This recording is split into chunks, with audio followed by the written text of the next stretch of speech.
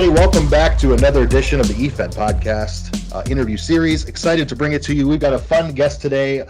On the show is Gregg. You may know him as the financial guru, Gregg Gethard, the handler of Troy Wyndham, Wildstar, and Tsunami, JJ DeVille, and many more. He handled in places like the CSWA, New Frontier Wrestling, Empire Pro, and many of the Prodigy Feds. We're going to talk to him here today. Gregg is also comedian as well, so we're going to talk to him about that a little bit. Gregg, how you doing today, buddy? Oh, I'm doing it, Mikey. I'm living the dream. Here I am, waiting to talk about my shameful past. It's fun. No, it's fun knowing that we're adults scheduling time to talk about EFedding on a podcast. Hey, I have. We can even talk about a little later on my new hobby. That's just as stupid. Oh, we're going to talk about it. I can't wait to. Stupid.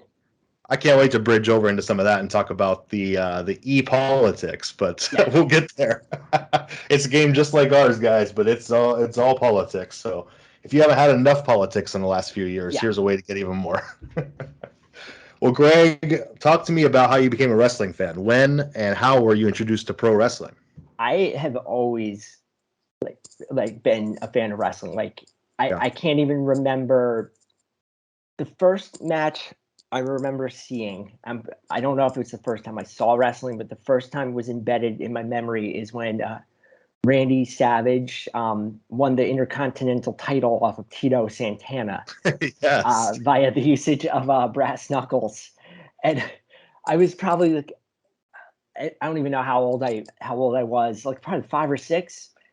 And when I saw that, like I even remember my reaction to that was at first like thinking like what, like outraged that a man could win a match by a brass knuckles after ref chicanery, ref not being in the right place. And then I just like I think I picked up that like there was some like I think I picked up that like I don't remember having like the whole like Santa Claus is real component of wrestling. Yeah, I think I just kind of picked up right away. Like maybe it was just something was off with that because you didn't see that in real sports and it was like, or anything like that. And I just remember thinking that was awesome. And like if someone cheated in real sports, they would stop the game, they would suspend them or eject them or do something. Oh, it meant somebody hit Tom Brady in the face when the ref wasn't looking with brass knuckles. They'd be kicked out of the league. Yeah. In a championship level event, in it would be like the AFC championship game, like because it wouldn't be the Super Bowl, right? It's not the world title, but it'd be something like that. It'd be a conference finals game if somebody LeBron James got knocked and knocked in the face with brass knuckles. Yeah, amazing. Yeah, I remember seeing that and thinking it was like the greatest thing of my life, and it was like the number one thing I love the most I loved like real sports too, any kind of real sport and everything. But I just loved wrestling like at the top of my list of like just such a great thing. And then one of the things is being a kid of the 80s and like right when we got cable, like cable was still pretty new. Mm-hmm. And so I think it's just kind of like, and I lived outside of New York City, so you had like all like the New York over the air channels, so you had like a lot of like you had like all the WWF stuff, right? And you'd have like the shows everybody got, but every now and then Channel 9 in New York would have its like own show that was kind of like kind of like Saturday Night's Main Event, but like a little different. Like it would just be, so it was kind of weird. But then you'd have, like, I mean, I'm sure it was everyone had it, and knowing a little bit about like the history of TV and media now, it's, you had all these cable channels, like there's like Madison Square Garden network or like even ESPN and all these channels. They just needed stuff to be on the air. Like they just needed content and they did not have it. Right. Like, so wrestling was there. Like, so, and then we had like TBS was like the superstation, like you just, and it was like Atlanta Braves, Dukes of Hazzard, um, college football, and then NWA, right? And then Yep. Madison Square Garden and a couple of the other channels had like World Class with the Von Erichs, and a couple other, USWA with like Jerry Lawler would pop up and things like that. And then there'd be Nice. these weird kind of syndicated leagues would kind of like pop up at times and then disappear. But just always had some kind of wrestling on, like able to watch all the time. And even though I You grew got up, a lot of different options. yeah, and even though I grew up outside of New York in WWF territory, and I think I'm not alone for saying this because like the casuals liked like Hulkamania, right? And Oh, of course. WWF. Yep. And then they stopped liking wrestling when they became adults and functioning human beings and everything. And then people forever immature children like me, the real ones, like we went to, like, yeah, I like, like I'll watch the WWF, but like if I can have it NWA and WCW, like then I got something for real. Like I got the Horsemen, I got Dusty You got Rhodes, real wrestling. Yeah. I got Legion of Doom, and I got all these. I got these crazy, like awesome, like really awesome people, and characters, and everything like that. And the wrestling's really good, and it's different too, and it's like but yeah, so I had a lot of options, but I just always liked the dumbest thing in the world, like fake fighting men in So bedazzled tiny pants, boots with yes, fringe. out there in their underwear grappling with other men. You gotta Yes, love that to yes, be a wrestling fan. So, yes. Greg, give me some like your top 4 favorite wrestlers all time. Give me your Mount Rushmore. Eddie Guerrero. Okay. Good Uh, answer. yeah, he could do everything, any type of wrestling. Like he could do all of, like the tape nerd stuff, like all like lucha, all of, like the Japanese tape nerd stuff. WCW, he was great. He with his stuff when he debuted in ECW for the first time on American TV, like him versus Dean Malenko. Like they were like it was just like now every match is that match. But like Yeah. before that, like those matches like reinvented wrestling, like They styles stood of out. right.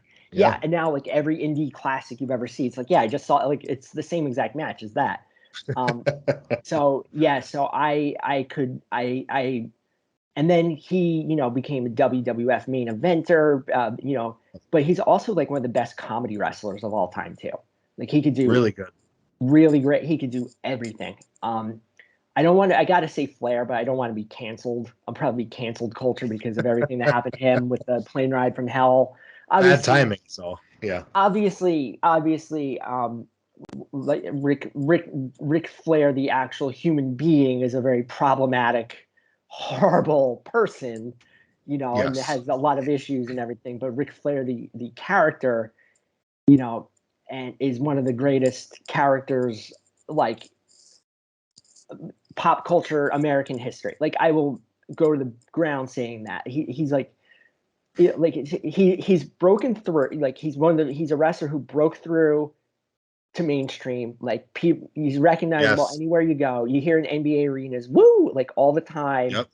stuff The like that. Nature Boy. Nature Yeah. Boy, and It's great. and it's just such a great archetype of like and like even though I wasn't exposed to him first, but like the evil rich playboy jet set is why is like the ultimate in wrestling entertainment for me.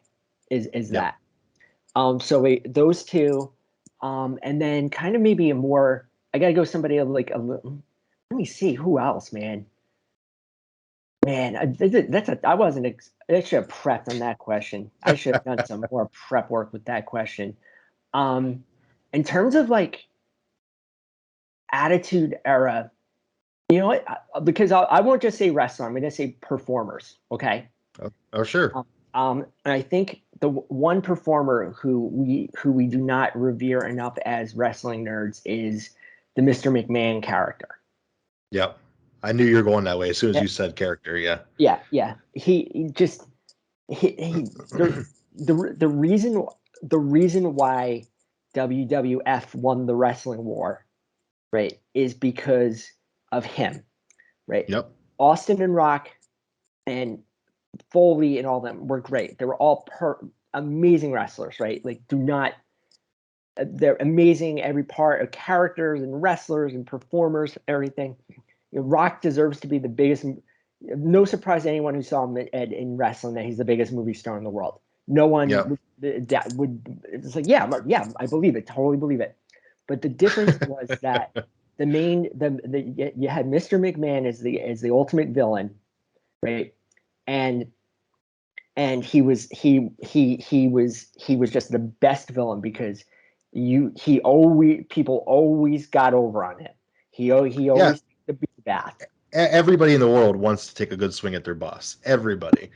Yeah, and so you give him that character, you can put him against Austin, The Rock, Foley, Big Show, whoever, and it makes sense. Everybody wants to punch their boss in the head. Yeah, and then but here's the thing: is he's so good at like taking the beer bath or the milk bath Yeah. or just being humiliated, Over the top. Yeah. over the top, he's willing to do anything to lower himself because he just knows automatically though, like, well, I can do this, but as soon he's still the authority figure in the storyline. Yep. So he just knew he could go, play as low as possible and always put like, it's like Bugs Bunny, Bugs Bunny and Wile E. Coyote, like he could always be Wile E. Coyote, and he knew how Yep. to. That one of some of the best facial expressions you've ever seen a performer make, and one of the things is, like in performing and comedy and theater is like played in the back of the room. Yep. And that's what the WWF does, like WWE does so incredibly well, is like they perform it. So if you're in the back room of a 80,000 seat dome at WrestleMania, you still think you're at ringside. And Vince McMahon is the greatest at that. Like the WCW didn't have anyone nearly as Eric Bischoff, nowhere near as good as him. No, like just amazing hero, just an amazing villain for American culture. You just think about Mr. McMahon, and you can picture so many different times and so many different facial expressions where he got one upped or when he thought he was going to get one over on somebody. You can picture every time in your head because it was classic. Yeah, it was great stuff. So you got Eddie Guerrero, you've got Ric Flair, and you've got Mr. McMahon. Hit us with that fourth one, Greg. All right, so my fourth one, now that I'm thinking of it through, here's a little bit of a curveball that I'm going to put on my list. But my favorite performer of the past few years, I think, is Bayley. Bayley, I like that. Going in a whole different direction, hitting us with the best female wrestler. And honestly, I'm a Bayley fan myself. I think she is underrated and very, very good, especially as a heel. Very good. Oh my god, right? Because like once NXT became the current form it is, when it became like at Full Sail and I just love, like I was such a huge fan of it like right away because I just got to see all these things thrown at the wall and see what sticks and what works, and and Yep. it was really cool, and you got to see like Bo Dallas is the world champion, and just like goofy, like I love that, like that's one of my favorite characters too. And then you just got to believe. Yeah, and then you see like Sami Zayn without the mask for the first time, but figuring out his character and El his Generico. voice. Yeah, and then you got Pac, and when he was Adrian Neville, Adrian Neville. Yep. But then you see like the horsewomen, like when they started, and it was like, like because the first woman who there was like really like good was Paige. She was like, and then Emma came out, and Emma was like dancing. She did like, she had her like Elaine Bettis character kind of thing. Love it. Love but then dance. But then like but then Sasha Banks and Bayley and Charlotte, who I think Charlotte's so underrated. Oh my god, so good. She's so good. She's the best women's wrestler in the world today.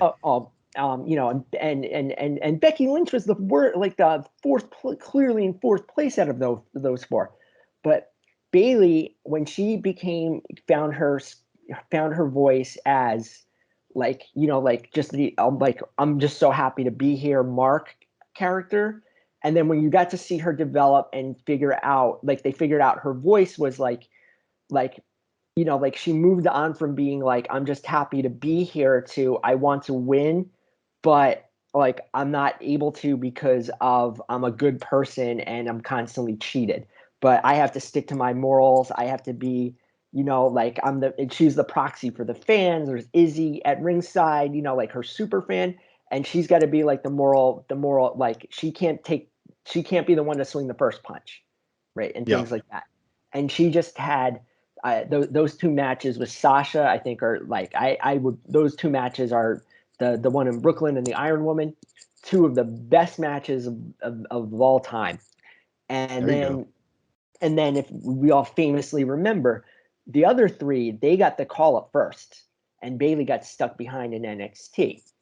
But part of the thing that happened with that I think was really, really telling is that like it definitely probably sucked to feel like Bayley in that situation, but Bayley kind of ran the show. She kind of ran NXT, and she had matches with Nia Jax. She had matches with Carmella. She had Asuka eventually. Like it was just so. She kind of like from there, like kind of was like The gatekeeper. Yeah. yeah, and more importantly, like the storyteller. Yep. Like she was like the one like who, and you could tell she was learning the one who was like kind of calling the matches a little bit, I guess, and she figured out.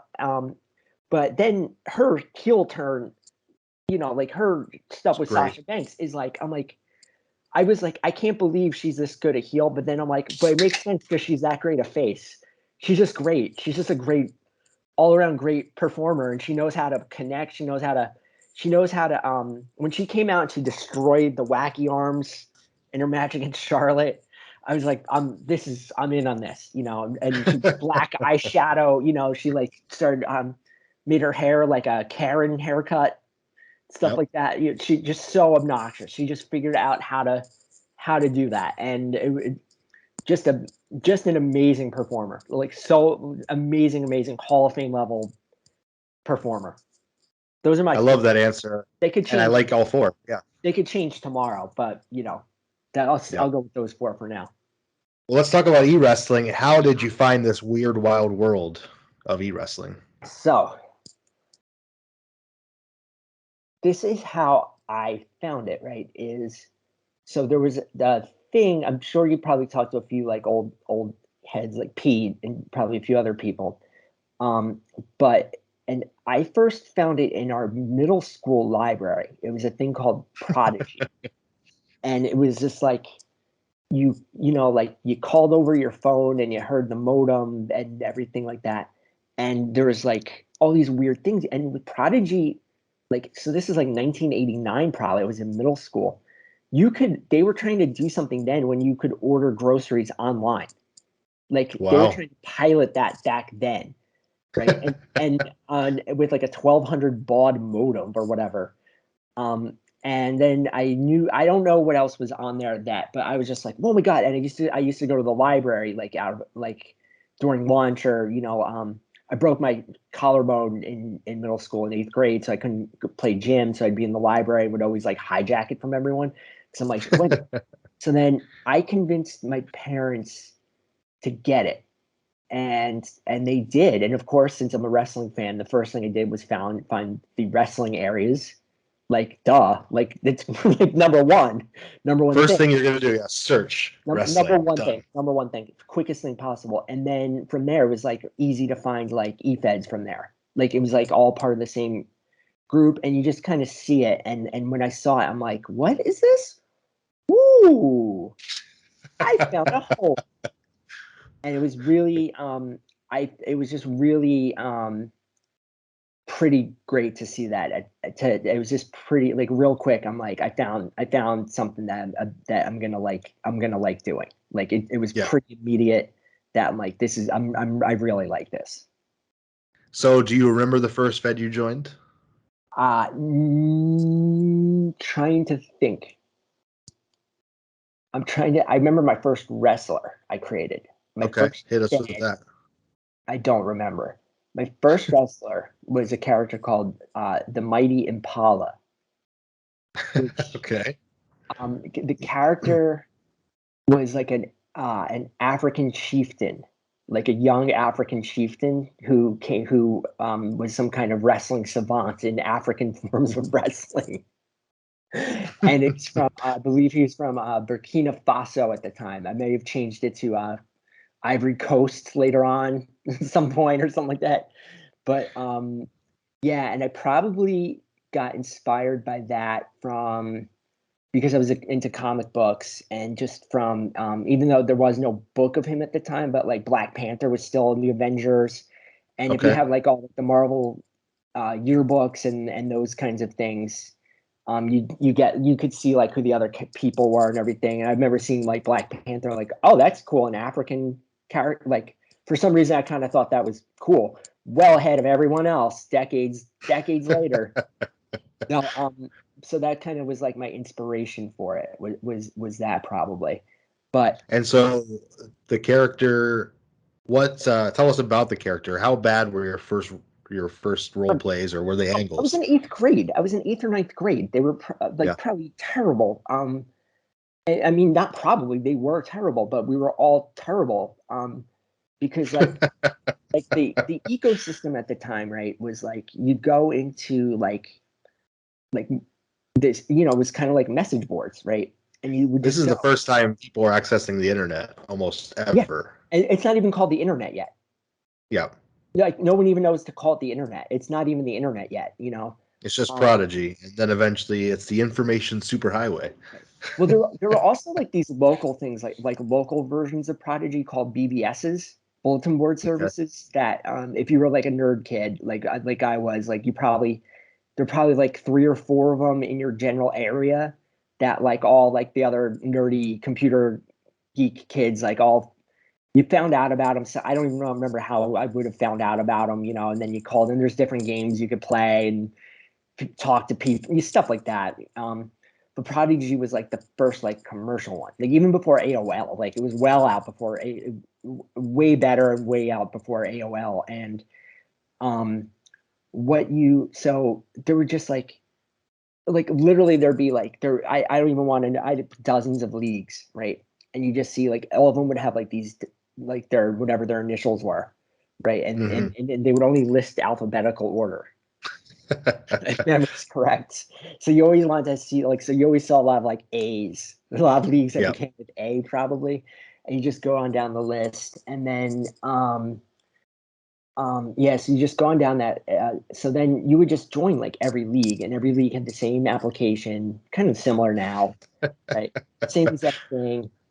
Some leagues would have like a move list that you could choose from. Some of them, you'd have like, here's 100 points, and like each Yeah. move, because there was like in the back of Pro Wrestling Illustrated and all of them was like these like play at home games they had at the time that Yeah. I guess were, like, and they made it kind of like D&D where you couldn't just have like a thousand moves at one, like you had to have, some kind of limits as to what you could do. But they're all kind of like all the same application, nothing different. Everyone was in the same league.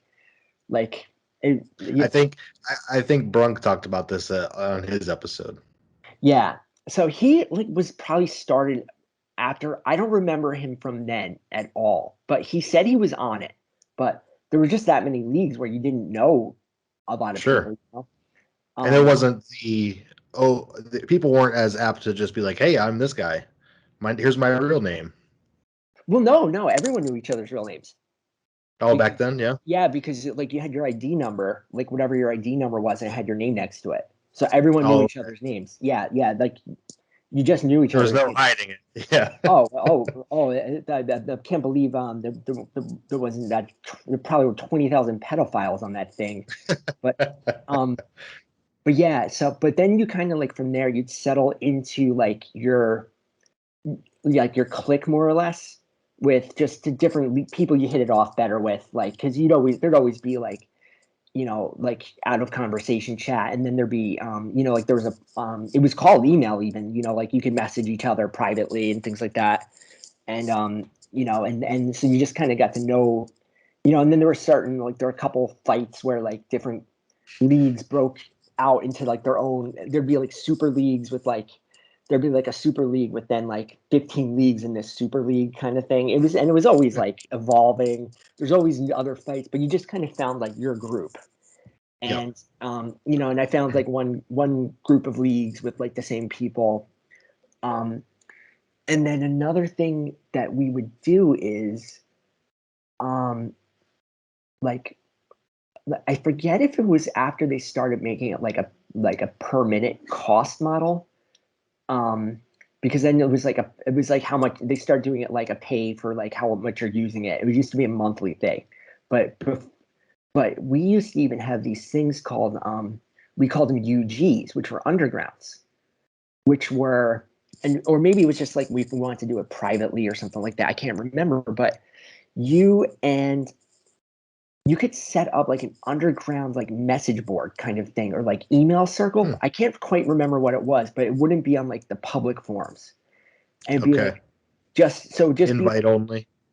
Yeah, and so it was like probably like eight of us in the same group of people who all did it. And sometimes I'd run a league, sometimes somebody else would run a league, kind of thing. And you do that for a couple weeks, and then you'd all a couple months or whatever. So it was all kind of pretty fun like that. But yeah, there were a lot of people who I don't even want to know how many numbers of people were doing it. Like there were probably a lot, but yeah, you wouldn't know some of the people. And then there were like the leagues where you had to be like a actual wrestler, and I'm like, the real wrestler leagues. And like I never understood that. Like that wasn't like I never got into that. But then like another thing is like all of us back at that time would create like dozens of characters. Yep. Right? Because now it's so different because people usually just have like a character, right? And now you want to build a reputation for a character, as back then you just wanted to play as much as you could. Yeah. And you would create a character, and then like you'd be in a league and your character would lose like once, so then you quit with that character and you just make a new one. But then you would figure out, but you kind of just like so then like my first like quote unquote big character who I had any success with was Pestilence. Okay. And I misspelled it for years by accident with two L's and not one. And he was also known as Pesty. And you guys and then like the big currency in our versions of EFEDs was like winning a title. Because like, and I know that's kind of like the prize, like like most of us are like, who cares at this point, but because then you could just be like, I'm the champion, and then it'd be like, but then you go out against someone, you go against this guy, Travis was his name, and his big character was the Earl of Doom, and the Earl of Doom would be like, well, you've won one title in your career, I've won 48. And that's what that was just like essentially what like the different, that's exactly like how you roll, like that was it. That was it. I've been to this Fed. I've been all around the world and I've won all these championships. Yeah. I'm a 17-time world champion. Yeah. And then you'd see things like you'd form alliances, like you'd form alliances, and then you'd see oh, they're coming out to save, Chris Wink. And then like, who's coming out? And then there'd just be a list of like 47 people in this alliance. There's like no quality control at all. Nothing at all. They all hit the ring. They can't fit in the ring, but they tried. Yeah. One of my favorite stories with like favorite EFED stories is, so I had Pestilence, who was my first character who got like traction, and he was kind of like an Undertaker, dark, kind of thing. English, I think he was English, and he was like from the streets of Liverpool. But I think everybody in EFEDing is a one-time handled an Undertaker-like character. Oh yeah. So he won a title or had some big match, and then he got sneak attacked by an unknown masked person who beat him to a bloody pulp and then took off his mask and revealed himself to be Famine, his brother, who was handled by my brother. And I did not know Nice. my brother did not tell me he made this character. So it was like actual brother versus brother in two ways. And then It was Kane and Undertaker, well, literally and figuratively. yeah. But we did this in like 1989 or 90 or 91, Of whenever. course, yeah, And absolutely. because I remember when I was, like I was in college or whatever when like when Kane debuted in the Hell in the Cell match. And I remember like I called my brother because I knew he was watching it, where he was either in college or still in high school or whatever. I was like, "Did you see that?" He's like, "It's Pam. They stole our idea. They stole our idea." That's my favorite myth in e-wrestling. I love when people say they took our thing and they made it real. Yeah, and it's like, I mean, I highly doubt that's the case. I would not be surprised if sometimes Oh, somebody the kind of, writers, oh, I got nothing, so let me see yeah, what's going on or even online. like you think like some indie level wrestlers, right? Who grew up EFed it, who like Yeah, or like on the fringe of it, or like know about it, would just kind of maybe check it out for laughs and just kind of like and just see like, oh, this is actually kind of a cool line here or there, like I would kind of like this, idea, kind of thing. Like I could see that being a thing, but yeah, but I think it's kind of goes to show that like stories are stories no matter what, like, and like the Kane and Undertaker story could still do it today in the WWF. And I think it's just kind of like, like brother, one brother with and another brother with a mysterious past is always just going to be a good like soap opera trope, like a good yeah. horror movie trope kind of thing. And even Two though two brothers and you don't know the history, and yeah, now we're yeah, gonna uncover it. right. And it's like, that's not what me and my brother were thinking at the time, obviously, but like that's what we ended up doing and everything. It was so I still remember the first title I won though was like it was in this league, NGEN, Okay. and the title was the with Pestilence I won. It was the Mr. Vicious title, which is Oh, like Mr. Vicious. their form of the hardcore title. But it was It like sounds like the sash and everything. You're Mr. Vicious, 1989. right. Such an amazingly great. It was just for like there was like always in this there was always like a lot of wrestlers who were like they'd be in bloody matches, like ridiculous like Ridiculous yeah violence. Yeah. yeah. So it would always be like stuff like that, like brawlers, and since we're all like hardcore fans, we all like it was all like Bruiser Brody type of people, or like Legion of They're all Doom. knockoffs. Yeah. Yeah. But yeah, so that was kind of it, the early days, and then I kind of like you and everyone who's old that's done this way too long, like um knows about like Chad and Steve in the CSWA, Yeah. and they were because I'm listening to Pete's episode when he was on, and like they were like the league, like the league that was like that people were in, and they were part of I don't remember who fought who or whatever, but like I was in their league but not in their clique, right? Because but some people like you would not be like if you were in one clique, right, you couldn't be in Then you another. couldn't be in a different one. Yes. Yeah, That exists. That exists today. yeah.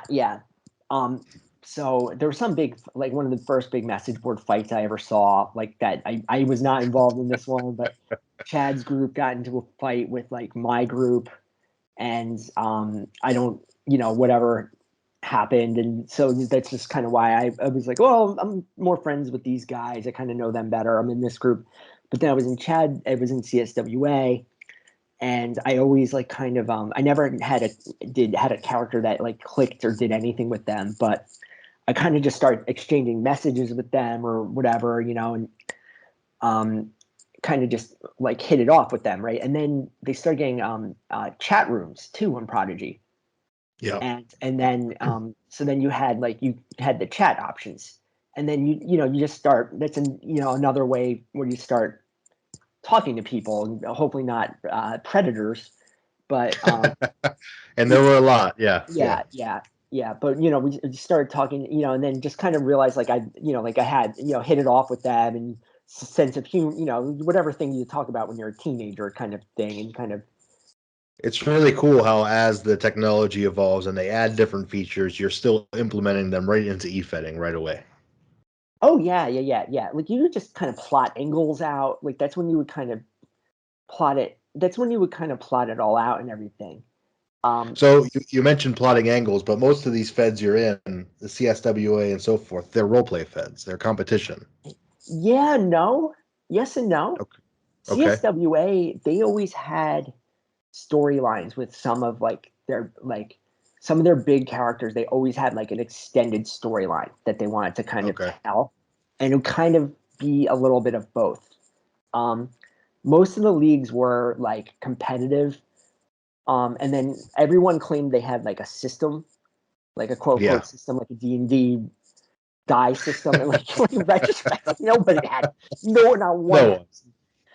No. Like I know Chad and Steve did have one because they actually started as a play at home league, and then they found out about Prodigy.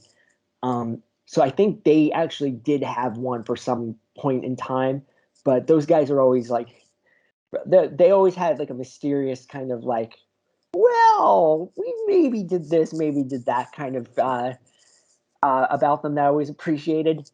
And they so yeah, but most of it was like always like was that, but then there would be some kind of soap opera elements at times you could kind of tell if you wanted to. I'm trying to think. So There's always you like had the option. You could girlfriend. angle things as long as everyone's on board with it. Yeah, but like actually, you probably just only had to tell like the one person who ran the league kind of thing. We weren't like, I mean, we weren't. None of us were really sophisticated enough to even know like how to like end a story. Like Yeah. like you knew where you could have a good beginning. Like like my Like, like hey, you beat me this week. I should beat you next week so that we're even and it looks good. yeah, exactly. But like like we weren't like none of us we were kids. Like we didn't know how to kind of put it together yet. And unlike Absolutely. I started at 12 and I was a terrible writer. I don't know. I don't know how I even got accepted into half of these feds. I love that like there's like like elite like applications to it and everything now. But Yeah, you got to kind of screen people out. but but but one of the so like we were joking before, it's because like I had all these questions I wanted to ask me, right? But because it's like I've heard the Pete episode, of course, because I knew he was Yes. to talk about me at some point on there. So of course I heard that, and that guy's got like a photographic memory for every little It's thing, and incredible. I don't have any of that. Like I can't tell you when I did what. I know some characters did better than others, and things like that. But um, one of the things that like I wanted to say is like how did like help you, you know, and aside from like the like all of us were nerds, and all of us kind of felt like some kind of weird compunction to try and like, well, I gotta find, like I'm a like joint wrestling fans, joint like lonely teenager who kind of doesn't feel like he connects with people all the time in real life. Yes. Um, and I was small, and like I was a smaller kid. And I got picked on a lot as a kid and everything. And I it's think just all of kind us of have a component of yeah, finding relationships online as well with this. yeah, and it's like I wasn't even like I was like I wasn't like cool or anything in high school. I had like friends, like I had plenty of people I hung out with and everything, but it was always good to kind of have a place where like people didn't know you, Yeah. like really know you, You could and forge your own identity. You could be yourself and yes, not be judged based on the way you look. exactly, and or people didn't know who you asked out in front, who you asked out, who said no, or who beat Yes. you up in fifth grade, that kind of stuff, like nobody. Um, but one thing that I always Hey, gravitated. Oh, uh, watch your mic on your shirt. It's picking up a lot of oh, feedback. oh, edit that out. Make sure you edit that out. Is it okay now? Yeah, just try to keep it either hanging or just off your shirt a little bit. All right, I know it's terrible, but That's the No, no, problem no, with those headphone ones. no problem. No, but I always was like gravitated towards like writing. Like even before EFEDs, like I always liked writing based project Creative based. writing. Yeah. Yeah, and then in high school, I was like really horrible student in high school. I got really bad grades, and but I always did well. Like I loved my journalism classes, right? And it was Yep. like really in the newspaper, and then we had like an underground newspaper, like me and my friends, and it's kind of, and then I became I was a professional journalist for like 15 years probably, and Nice. now my creative writing is comedy stuff and everything, and it kind of all goes back to e-fetting. Like all of it does, it's like I'm used to writing a lot by deadline, Yeah. and like I'm like you just learn the discipline of writing to try and be like you have to have your promos in by 12 like on Tuesday, and it's like trying to do that. And then once you get better with writing and everything, it's probably like I learned in journalism like how to kind of quote people and write in somebody else's voice. And Yep. then you actually kind of like learn, become a little bit better, more sophisticated writer in e-fetting, and it kind of goes back and forth and up and down. And then you kind of learn more and more, like you kind of are able to kind of morph out from like, oh, like I'm just gonna make this wrestling, I'm just gonna make another version of this wrestler, and then you see someone in like a movie or like a TV show or kind of thing, and then you're like, that's a cool character I could use. Yep. You kind of just You're broaden your, inspired by. yeah, and you just kind of broaden your references like that way, and kind of learn how to build stories, and then it's like with my comedy stuff, it's just like all e-fetting is like for me, it's because is I just wrote scripts, like it's just script writing. I've just Yeah. only written scripts for such a huge chunk of my life, and comedy, like comedy, stand-up comedy and performance art, and the type of comedy stuff I do is just reading a script. I've Right. already, I know it's just performing something I wrote, and and everything. It's literally the same thing. It's cool that you can mend both your career and e-wrestling together. I got the same thing when I started working in an office for the first time, where I started turning in reports and different things, and my boss says, "Oh, you're a pretty good writer. Oh, here, handle this article or handle this thing," Yeah, and that's cool. That's a great experience. But at the same time, then you're burdened with, "Oh, that's the writer in the office." yeah, yeah. That part can be, that definitely hit you if you're, and like I do public relations now, so I'm still writing a Yes. lot, but I'm still like the writer, and I'm Yep. like, oh, okay, no, like sure, kind of thing. But yeah, Yeah, no, I guess I'll handle that. yeah, but yeah, it is kind of crazy though that it's like it kind of is crazy that something really dumb sounding like when you're a kid could become this like really give you a lot of life skills that you didn't It think. really does. Yeah. It really does. It's like a pretty crazy, fantastic hobby, that you're like And you have people constantly critiquing you or judging you and telling you where to get better a at. writer's And group. yeah, it's a group of writers helping writers. It's incredible. Yeah, and it's you have your own set universe, like Yeah. it's kind of, you It's know, it, fan fiction is what it is. It's fan fiction. yeah, it is. But since it's your own world, like it's who you make, your characters you make, and everything. And you have to learn a lot about like dialogue control, you Yep. know. And then you also have to learn about, I think one of the great things with e-betting is that like if you do have to write someone, if like we all have to do it, like you have to write a segment, it's your character and somebody else's character, Yep. and you have to write like you have to figure out how to write like that character, right? So you have to kind of think how that works, and How would this character interact with me? How would they interact in this scenario? How would they react to yep, the environment?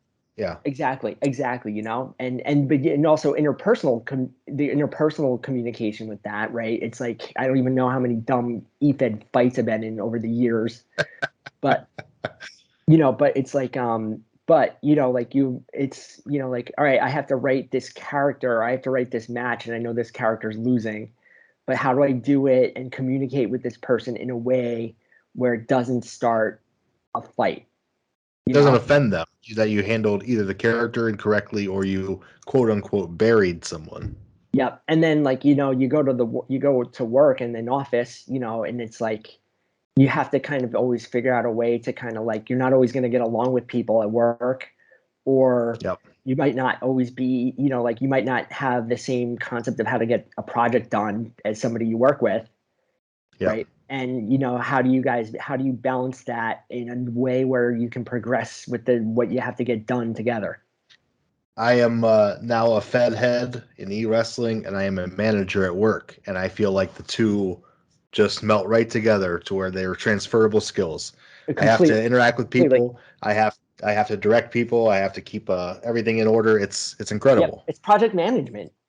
It is. Yeah. Yeah, it's project management and people management. It's literally like it's the same thing. And it's like, and especially now for a remote world, especially now, Even like more people so. have to work Yeah. remotely.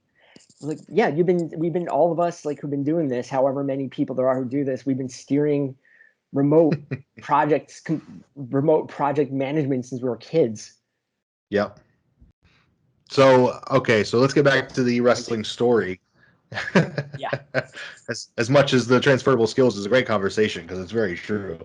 Where do you go? You're in CSWA, and you're telling me that you're not, the characters aren't really catching fire. You're probably shuffling through a few of them. When do you really grab hold in e-wrestling and do some damage? So, once I kind of like would say like this is the maturity when I left like my first clique I was in.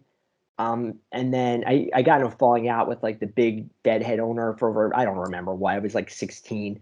And then, but I was also at the same time starting to get like, be pretty active in the CSWA stuff. So there's Yeah. just kind of like that, like, and then it's just kind of like, I felt myself kind of like, it's kind of like I jumped up a level, like I leveled up because the CSWA was like, I always think everyone would probably consider that to have been like a better league with like better stories and characters. There's certainly levels to e-wrestling, and I'm not saying that every Fed isn't great. Every Fed has a unique feel and unique characters, but there is definitely, the ones where maybe some of the top role players are attracted to, or the So top angle people are attracted like to. think like this is even before the internet was a word we used. CSWA already had like a Star Wars type of universe to it Yeah. because they created for their play at home league, and then when they brought it online, they probably created like at least 100 characters. And some of them were used more than others, right? But some of them, like they used a lot of them, and would sometimes would cut, like we later became called NPCs, would cut promos as like one, a couple guys at a time, or you could take one or borrow one kind of thing. Some of their characters. Work it into your story and Yep. use them to get beat. Yeah, yeah. So my first kind of character that kind of leveled up in CSWA, his was Tsunami, and that he's like a Japanese Jushin Liger, Great Muda kind of hybrid, and then that also morphed right when ECW started becoming a thing, and I got access to ECW like really early on because it's on some weird cable channel. Like I bet. Yeah, you're in the area. You're somewhat local to it. So yeah. And so I just saw it, and like it was like the first time I saw Sabu. I'm like, Sabu can we completely redo the Mount Rushmore because Sabu's got to get on there. Because when you first see Sabu, is he still doing the board gimmick where he's the Hannibal? First time I saw it was when he came out on the board. So crazy. And you're just seeing this guy, like you're seeing this guy do like the backflip off the ropes and to an empty table. Yeah. And you're just seeing ECW, like you're seeing like your people fight, like fans fighting. Like it's just like, well, this is not next level. But like literally Sabu, like I mean, I think he's so underrated because like he gave his body to the wrestling. He really elevated like what you could do, like and another guy, well, I'm going off tangent, but Sean Waltman was another guy like that too, because he was like, there's global wrestling, and he was like such a great like prick heel, high flying heel, and everything. but like you just saw those two, but especially Sabu, and you're just like your just mind is blown. Like I didn't know this was physically possible. What this guy's doing, like this is so creative. I remember seeing guys like that, and I'm just like, your Yeah, just mind explodes. right. So then like I kind of like ate that with Tsunami in that he became and then like Paulie Dangerously was doing promos for Sabu, Yep. and I had a manager for him who I can't remember the manager's name. I cannot remember. I think it was like Hardcore Jimmy V or something dumb like that. And so he did like Paulie promos. He's like a Paulie ripoff. Well, Tsunami wasn't quite like a Sabu ripoff. Like he wasn't wearing like the Hannibal Lecter mask or anything like that. Um, but he was Japanese, so he didn't. I was Didn't always kind speak of dubious about English. his usage and command of language over the Yeah. years, because sometimes I was always kind of like really loose with that. But he gained a lot of traction with that in CSWA. He started getting a foothold, and then kind of like I remember like the breakout moment is one of the questions about later on is like about character Mike Randalls, who there's one of the main characters put together by the guy John Katz, who's like an EFed legend too, who was in the CSWA world on Prodigy, and then him and my friend Jamar ran New Yeah, Frontier Jamar, Wrestling. former guest on the show. No, you don't know this Jamar. There's two Oh, Jamars. okay. You don't know Sorry, this different Jamar. Jamar. No, there's two Jamars, but no, my friend Jamar, they co-ran a league that was like the last league I was in. So Katz's guy Mike Randalls was like kind of like an Undertaker meets Chris Benoit, kind of like dark side, but like technically proficient kind of thing. So It's him like and what the Undertaker tried to become when he became the American Badass. yeah, well, yeah. Think of it like Suddenly, he's doing UFC holds. yeah. Well, think of it more like if Chris Benoit had goth kind of touches about him. I guess I would say, right? Okay.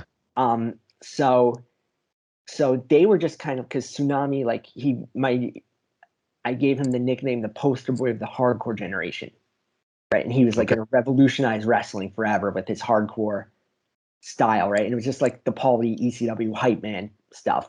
Yeah. Just now in CSWA, it was like I'm going to rename this CSWX for extreme, like just stuff like that. And then Which quickly became a trend in wrestling. yeah, and then Mike Randalls was like a world champion level guy, and he was like the badass hardcore type wrestler. And so like that was like a natural feud brewing. And they had a match. And that match was like I didn't write it. I think Katz probably wrote it. And I remembered like that match just being really like really, really good. Like, there are other I don't remember that was the first match I really remember. Like I don't even know how many hundreds of matches or whatever there were. I remember that one really being like for my like one of my characters just being like, whoa, like this is and I my cat, Tsunami lost, but it was just like really like Cat's like I don't know if he saw ECW or he just picked up on what it was like from reading about it, but it was like an ECW brawl, like just a It wild fit your character. and fit both our characters, but he was good enough writer and a good enough match writer to make that work. And then it was one of those things where it was like such a good match that like your character levels up from that too. Right. Just based, not even based on winning or winning a title. You just level up based on having a great showing against one of the top guys. Yeah. He was like he was like the one of the two or three top guys, and then my character like leveled up and was like just like that rung below.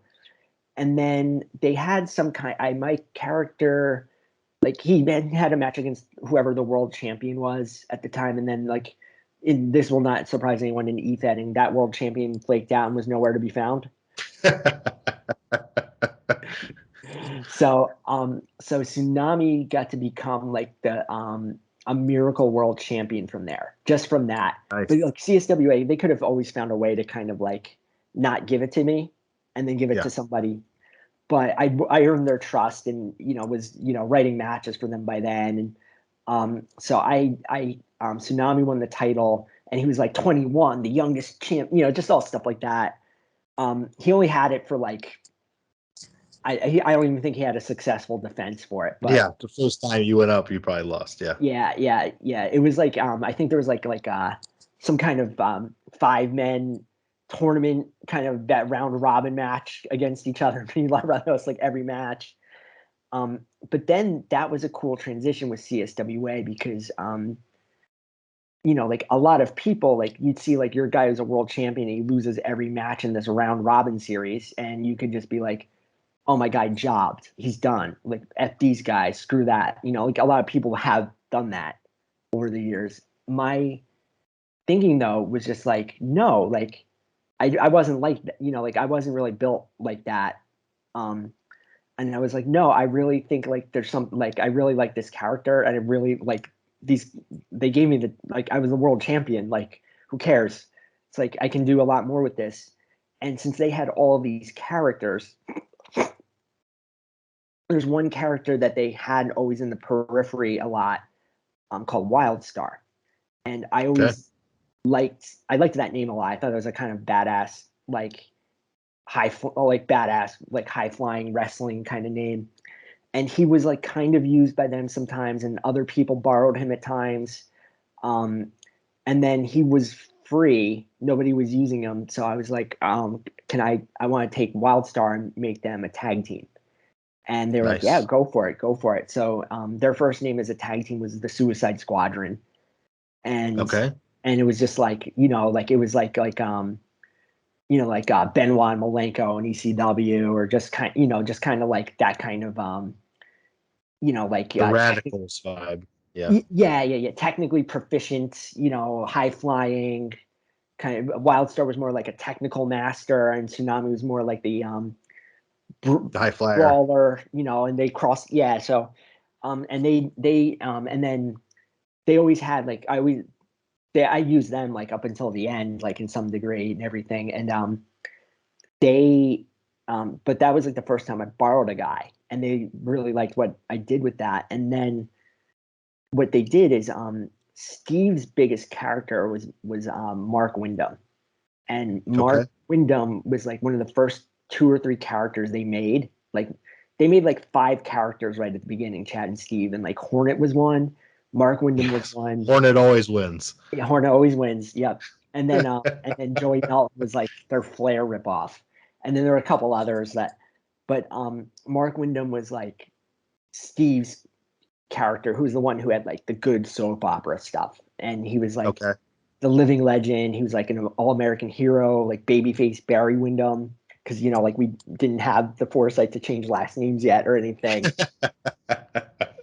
So but then what happened is um there was like Mark Windham had a feud against some character, and it was it was his character in his soap opera, who stole the nickname of the living legend from him, and like tormented him and just like drove him into torment kind of stuff.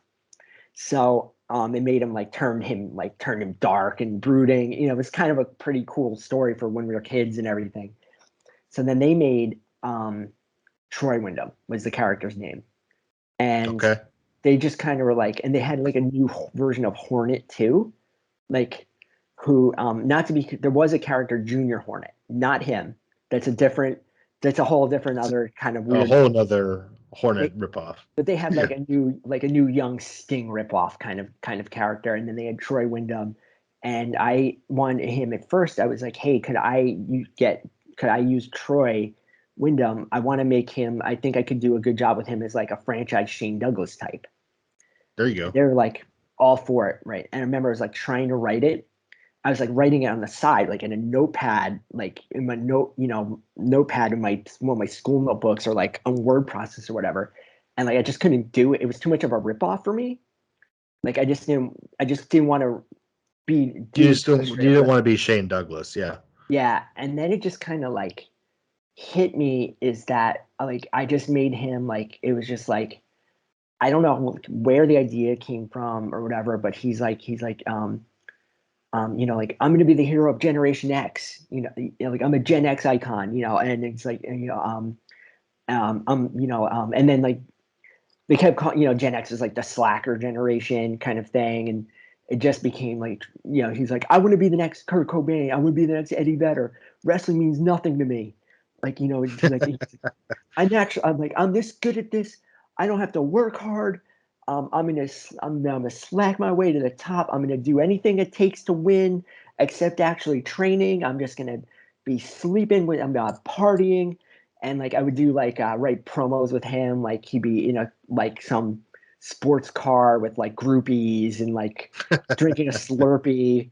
And then it'd be like I do things like he couldn't show up for a match on time because he was like arrested the night before for like slapping a cop in the face or, you know, something like, caught with weed at an airport, just like that kind of like, like 90s, Rock star. Yeah. yeah, 90s rock star kind of stuff. And that was like really, and that was like I got to use like a lot of my voice in that character even though it wasn't me, like I'm not like that at all, but But it's closer to reality than some of the other characters. yeah, it wasn't even so much reality. It was just like I got to kind of put in like it was kind of like things like that was like the first character like I was like I wish I could be this character. Yeah, I gotcha. Right. As opposed to like I'm writing a character. Like I'm like Mm. I can put in things I would say in this persona's voice. Kind of Mm-hmm. thing. And me being like funny and a class clown always, like being kind of sarcastic and um, and that could work. Like that definitely worked with the character a lot. And then like was in high school like into punk and indie music and alternate like 120 minutes style stuff. And it's really funny because like the first time I communicated with you, Chad put up one of my old profile entries from some character I probably made and never even used, and his theme song was a song from this band Teenage Fan Club, for like this like '90s power pop band I liked as a they're a total like rock like dad rock nerd band from Scotland, and um and and I was like, like I don't know if anyone, I doubt anyone else was like into like that kind of music, like as much as I was. Like everyone's like theme music was always like Metallica, kind of thing. Um, Yeah.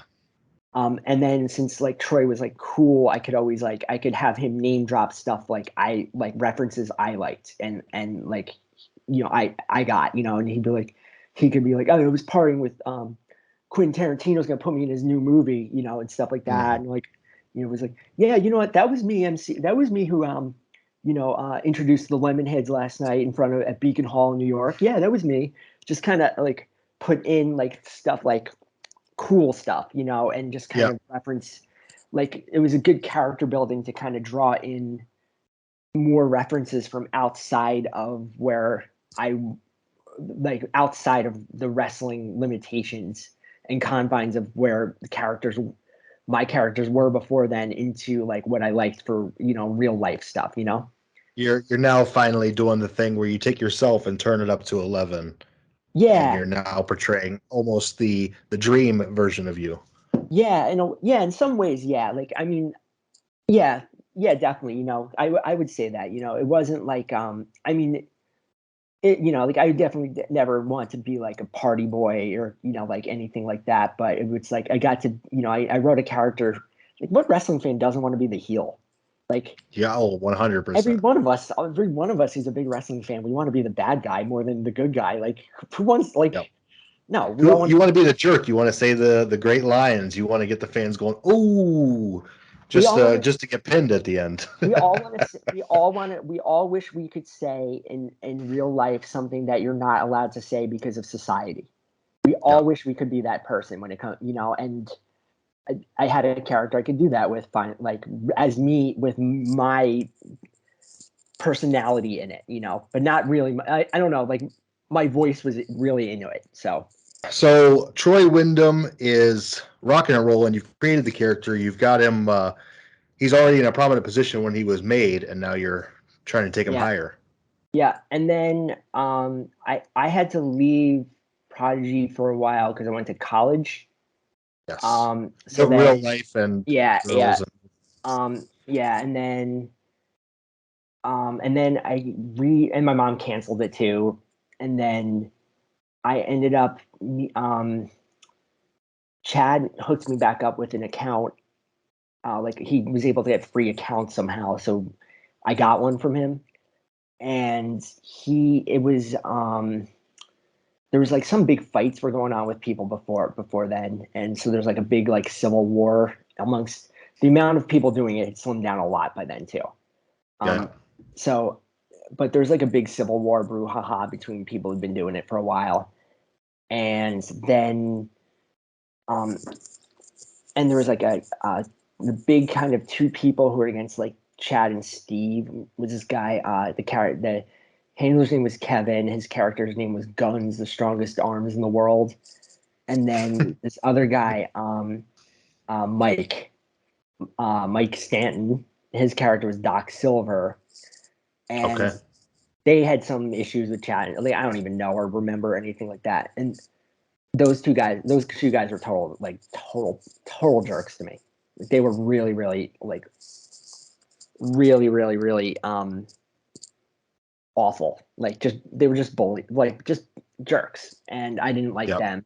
I didn't know them even. I don't remember if I interacted with them before like my absence or not. If I did, if I did, I did, but I don't even think I knew who they were. And they were kind of just really, really awful to me. And so me trying to come back, and somebody had been using Troy Wyndham while I was gone, because I didn't even know if I'd ever come back or not. I didn't, and it was like they were in a tag team called the Gen Express, and then which is a pretty great name, the Gen Express. But then Troy just became like this guy's like lackey, flunky, carried his bags, like, and just kind of like His I don't secondary character. yeah, and just kind of like tarnished like where I was at with the character and everything like that, and it's just kind of like, oh well, this but then I came back and took him and rebuilt him back up. And Troy, what kind of happened is, since we're all still in each other's kind of leagues, whether we liked each other or not, my friend, so there's a league called UWA, right? There's Okay. and the aforementioned Jamar that I mentioned, right? He was in a few different leagues as I was, right? And I liked his writing a lot. His writing was really good, like a lot better than everyone else's writing. There's also one thing that a lot of old heads do, and I have to do this, is who knows that this person knows how influential he was over a generation, over a whole hobby. But this guy's name was John Gilson on Prodigy. And I don't know if he was older than everyone else or what, but he was the best writer out of all of us, and it wasn't even close. He wrote everything like he was the first person to write things like a script. Before that, Okay. it was just words. Before that, it was just like, I'm just gonna beat you up and hit you with my car. And then he was the first person to write like he's like, cue up, whatever this theme music was, right? And they'd be like, the camera fades into. He wrote like screen instructions, like camera instructions. Everything was like tight. You could picture everything. Yeah. And it was just like formatted. It was just like formatted well. Like it was like there's structure, and everything. So then he was just kind of like the person, like I saw that, and like I was like, all right, a lot of us tried to write like that, start writing like that. And then Jamar, he was like he really showed, by then I was like a pretentious writer in college, and I knew what, who could write well and who couldn't. And Jamar I was like, that guy's a really good writer. But Okay. we didn't really interact. And then I'm kind of tripping over the punchline here, but I'm a sophomore in college, and I'm stumbling back to the dorm one night. It's like late at night. I'm with my friends, and all of a sudden I hear like, "Hey, you're Gregg, right?" And I'm like, "Yeah." He's like, "You're on Prodigy, right?" Like Troy Wyndham. I'm like, "What?" Because like none of my friends none of my friends knew I'd been doing any of this. I've been kind of living this secret life. I was like, "Guys, I'll see you later." And then he's like, "I'm Jamar," and I was like, "Wait, right?" And I had known Jamar because he worked at my college, and he worked in the he worked, there's like security booth in the front of the dorms, and he'd check IDs and sign people in and stuff like that. And I knew he was a comic book artist because he was always like, he had a comic strip in the campus newspaper, and he was always like drawing things. Like, you know, you could see his sketchbook. He's like really serious about it. And he was always wearing like ECW shirt, or he had some other wrestling shirts. And I'd always try and talk to him, but he was so standoffish and just cranky. He was, and I'm like, I want to talk to you about ECW, man. And like, he was so just, and he's so standoffish. And then like as soon as he told me that, and like we just started talking about that, I was like, oh my god, like you got to be kidding me. And like we're still really, he came to my wedding, like we're still good friends. I saw him a couple he just gave me like a couple thousand Matchbox cars for my kid, kind, you know, like he's a great guy. And he so he ran a league at the same time too, because CSWA was always throughout their history notorious for like these huge gaps of time between cards and shows and moments and everything. So he ran a big league called UWA, and that was like A plus, an A plus league in terms of like how good he was at running it and how good he was at interweaving all the characters. And that was like another like level up moment for like Troy and also me, my character, because I was dealing with like these jerks, right? And these people were like other leagues I was in, like they're always like being able, like they were always like they were like these like, and it was when the NWO came out, so they're always trying to like do that kind of stuff and kind of just sabotaging. And then that was when you heard about like backstage rumors of sabotage. So they're always doing like that dumb stuff. And then Jamar was like friends with, he was like in leagues with those guys for a really long time and everything. But then I had a thing with Troy where the kind of the gimmick was that he like hijacked the league, where he didn't sign he kept coming out like he was going to sign a contract, and then he wouldn't until he's like, no, you got to pay me more money. And Troy's finisher is kind of like a reverse, it's like a snap reverse neckbreaker. It's kind of like a reverse RKO diamond cutter kind of thing. So he would just kind of like lay low, and he'd come out and do it to the commissioner or something like that, do it to like whoever was like the champ, just disrupt things until they caved into his demands to become the highest paid professional wrestler of all time. So finally, like we finished that, right? So that was like, so somehow like I managed to like cut the line, kind of like I had like a huge like V character, but he wasn't actually wrestling yet. So it was kind of like that was like a really cool thing. And so I had like a lot of the big storylines in UWA with him. And so that was like kind of like a big breakout moment. And then the Civil War was still going on with the guy who played Guns. And even though the guy who played Guns and CSWA hated each other, Guns was still their world champion. And it was like scenes where he I can't even remember what, he was the world champion. He was still mad about something. Like he doesn't like, oh no, you wrote something where I'm a character laid down while you gave a speech kind of thing. And it's like nobody even would have even noticed it. Like, what are you talking about kind of thing. So, but they decided to like, I guess as a way to kind of torment him, they made him the world champion, which is like really funny in retrospect. Like, you know, it's like, all right, like, well, like you can throw away the title in another league if you want or whatever, but you're going to look like a baby. Like, you know, like they really like tied him to them kind of thing, which is pretty, they're kind of evil geniuses like that. And then I came up with I came up with the match and the end of it. I can't remember exactly what it was, but it was essentially, it was Troy against Guns for the world title.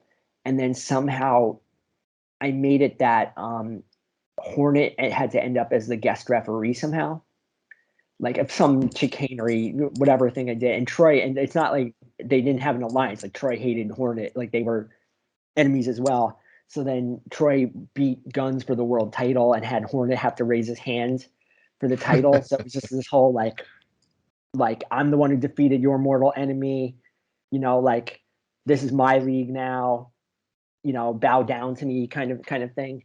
So that was kind of like Troy's crowning, like that was like when he went from like, that was like, all right, like he's at the top, like top. Now he's an A player. Yeah. Like he'd been an A player, but now it was like top, you know, like three, like, I mean, I don't know, I can brag about this stuff like now, like who cares, like, but it's like, top 1% all-time character, and it was really funny. It was a great character too. It was like really a lot of fun.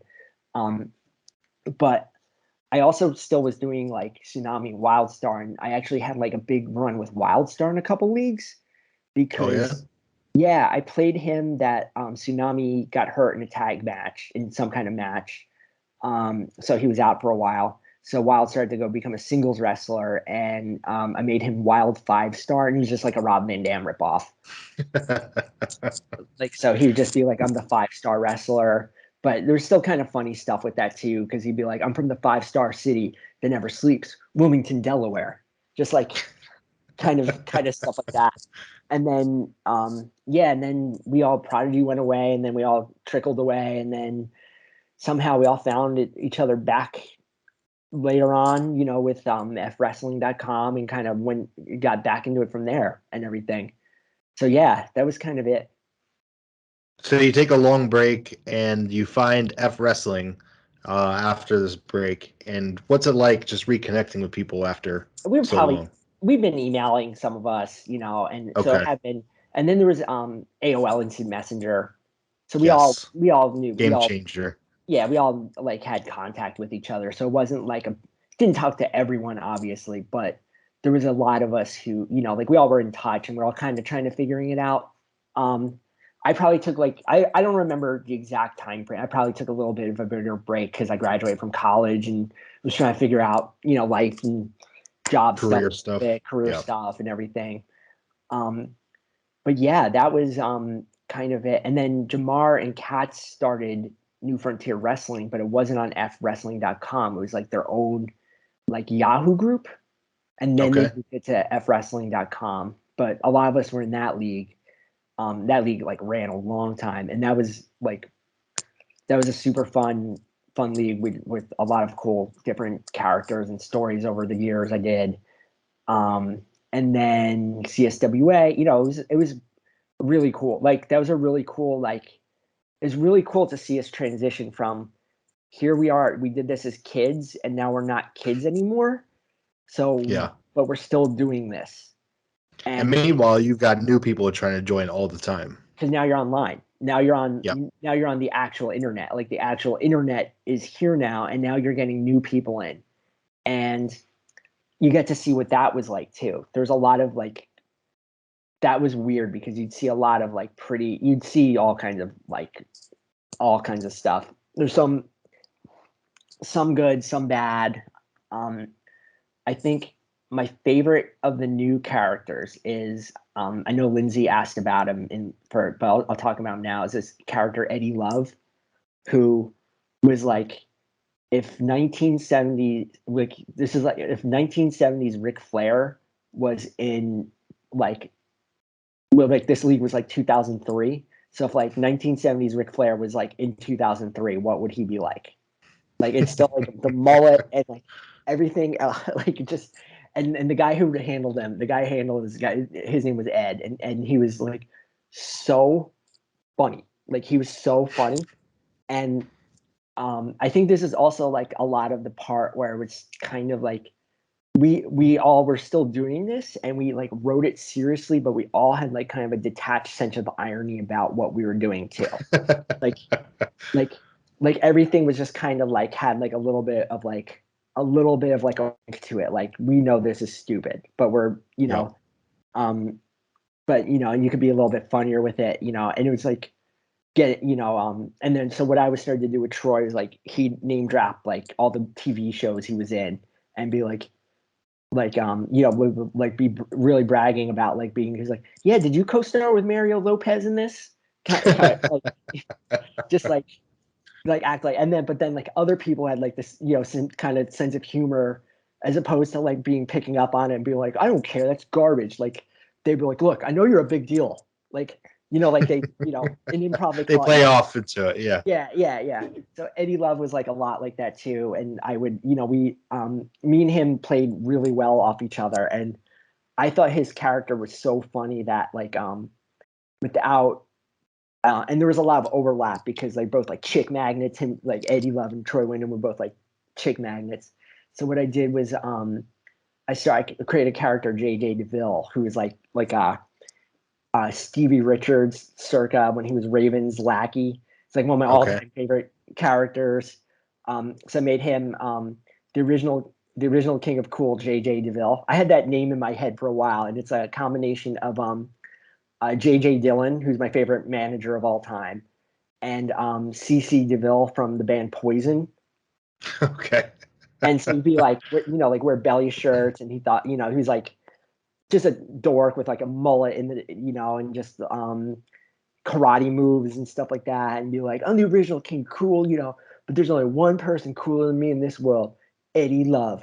And I didn't tell Ed that I was doing this character either. Like I was like, I just like surprised him with this like lackey flunky.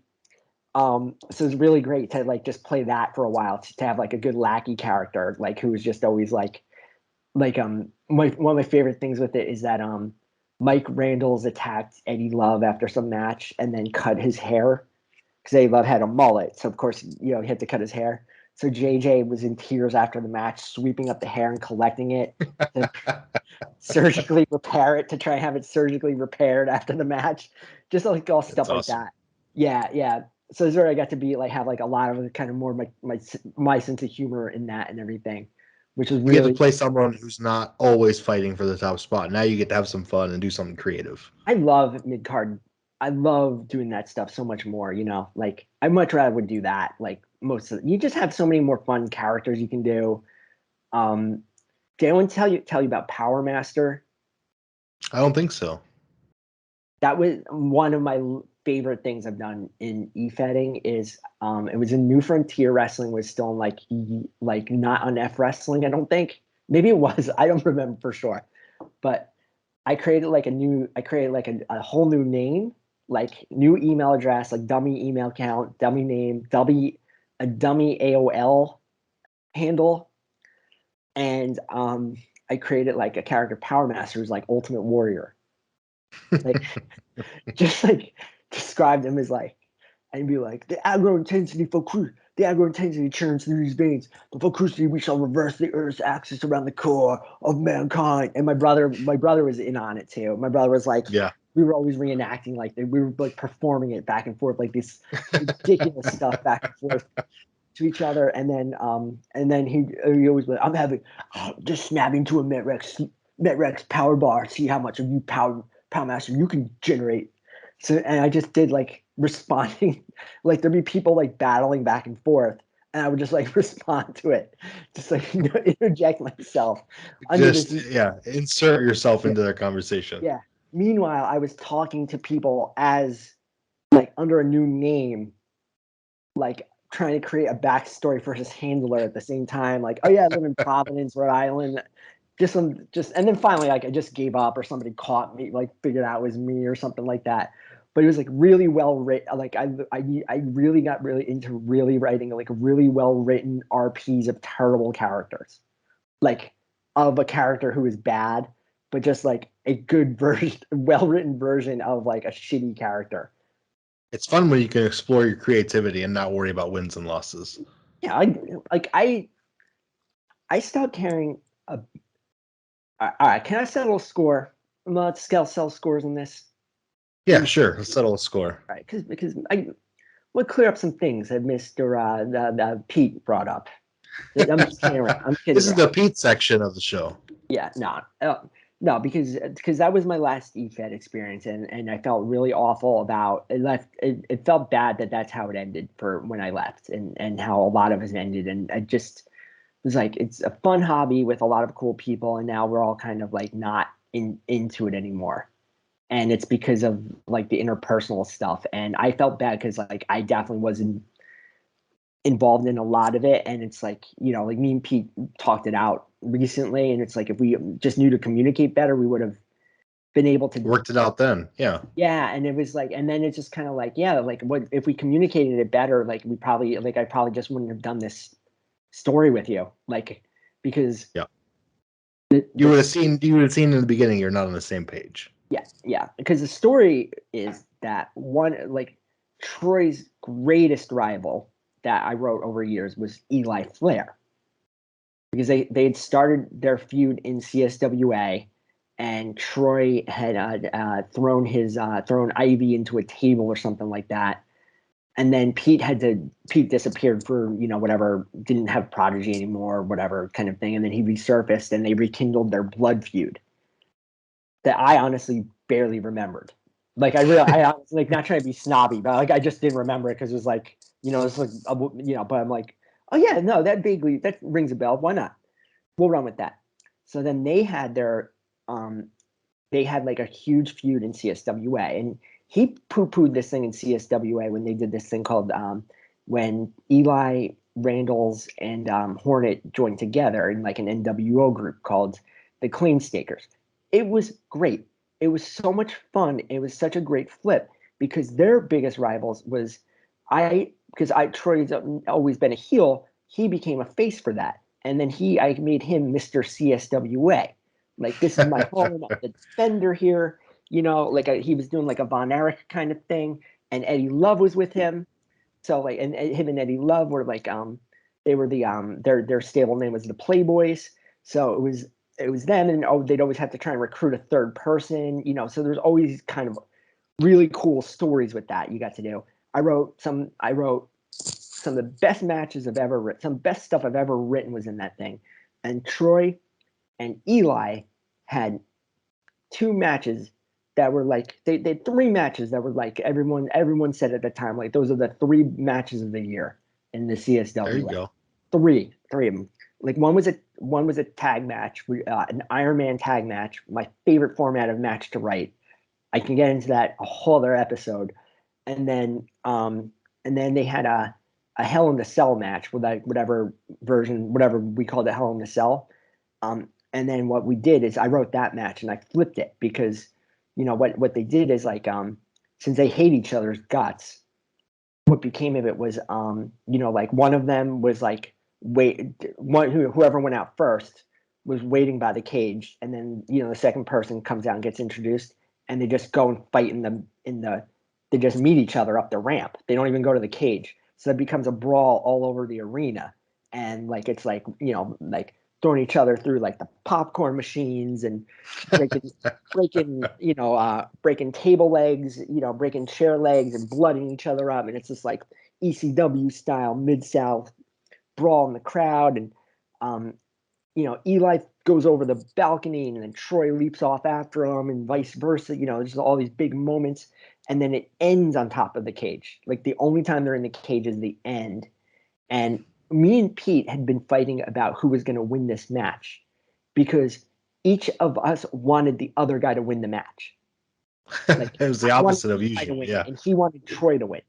And I really did not want Troy to win. I wanted Troy to lose because I wanted him to lose in a match like this. Because it was a whole, like, he's the king of the slackers kind of thing. Like, he's too lazy. And now here he is pouring his blood to save this league. It's kind of like the arc I wanted to do. But then Pete convinced Chad that Troy should win so that story could be told.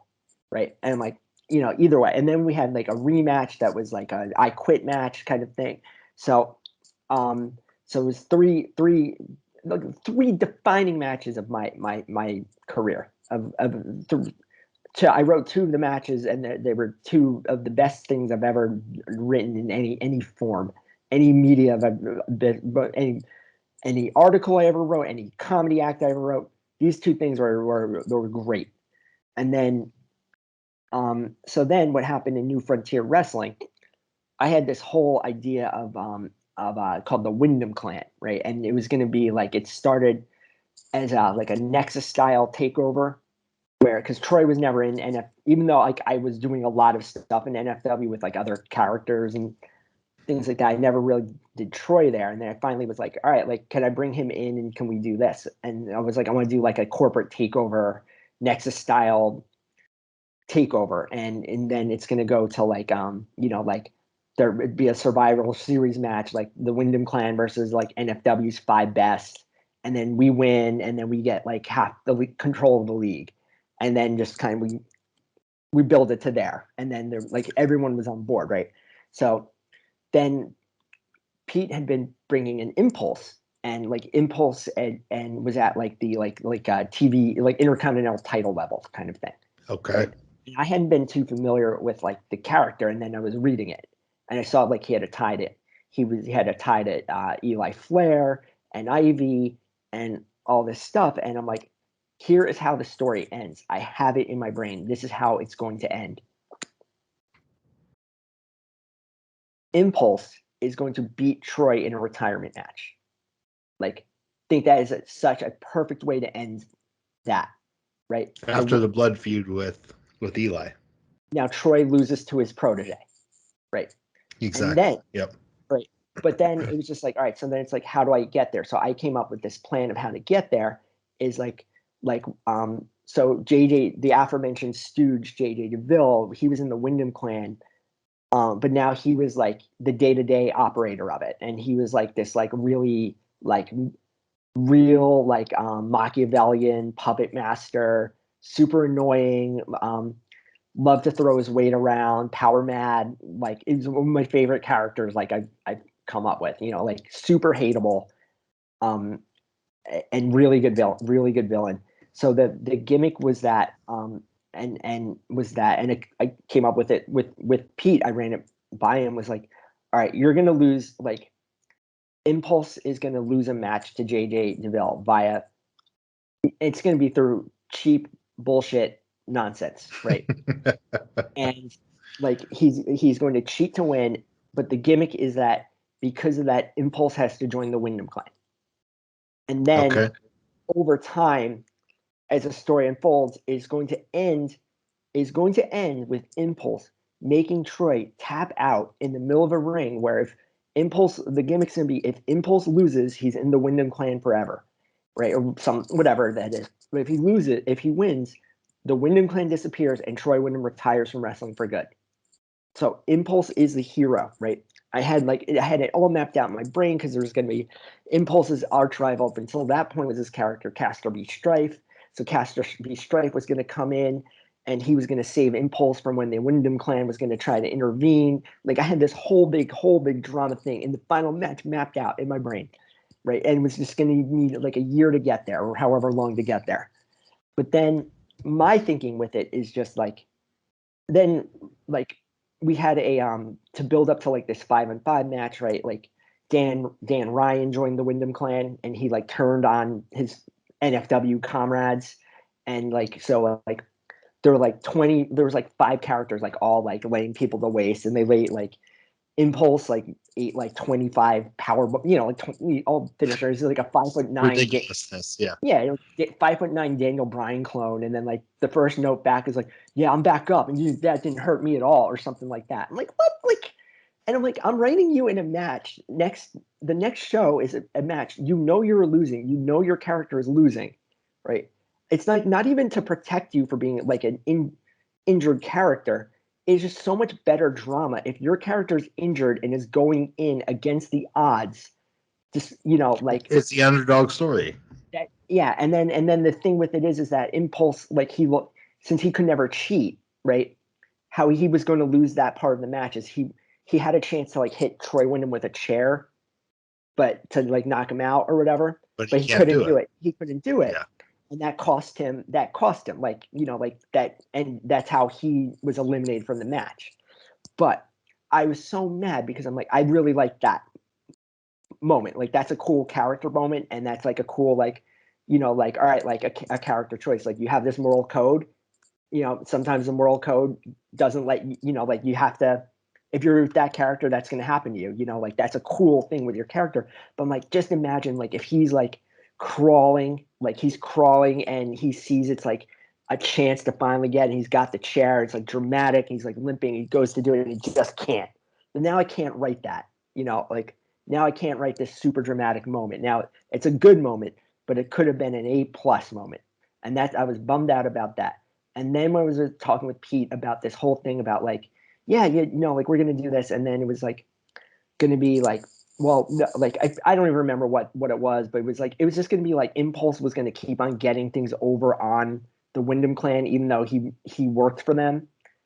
And it was just going to be like, I'm like, no, like I don't want to do that story. like, number one, I'm retiring my guy to yours. Like, I should be the one to navigate this story. Like, your character is walking out of this the hero, right? But it also makes sense if your character eats crap along the way. Like, it's like most baby faces do. yeah, your character has to have a whole bunch of crap along the way and has to hit rock bottom, right? He has to do things like if you hit me with this chair, you're free. You are free to go. If not, you're cleaning every toilet in this place, kind of thing. And then he can't do it. He's got to have all these moments. He's got to be forced to do things he doesn't want to do. Like, as long as it doesn't break the code, kind of thing, right? And then he rallies, and then he gets his big moment, right? And that's how I wanted to tell the story. But then it was just going to be, no, I want to keep my character this strong throughout the whole time. And then he said it like a couple weeks ago, and he also said it back then. Well, I've already established that Impulse can't be hurt. Pretty much, he can lose matches, but he can't really. I'm like, all right, cool. So you have a. So then it's just like, and then a lot of people turn like a lot of I did it with like it was like became too much in character and out of character mix, because with JJ DeVille I started saying like, no, Impulse, you're the real heel, because like you're just like a product of marketing. We're told you're such a good person, but look at who you're tied to Poison Ivy, who's the greatest mastermind, evil mastermind in this thing. You're connected. You're just there to sell Gadzooks towels with your face on it. Just like, and just, but then it just became me, and then other people were like, how is like, why, like, this character sucks. Like, it's like, he's supposed to be the best wrestler. He's better than you. He's a better person than you. And he can't be hurt.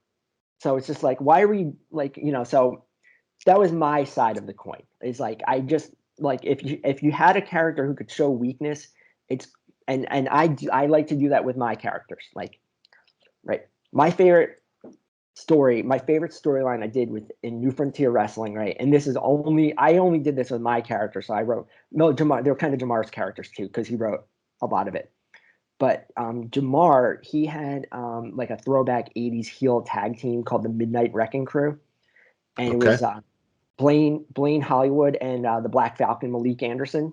So like, it was like a black Arn Anderson, and Blaine Hollywood was like a young rock, like big star, and they had like a Jim Cornette manager who we all kind of used with each other in NFW. So they were like 80s rich villain, Cobra Kai, jerks.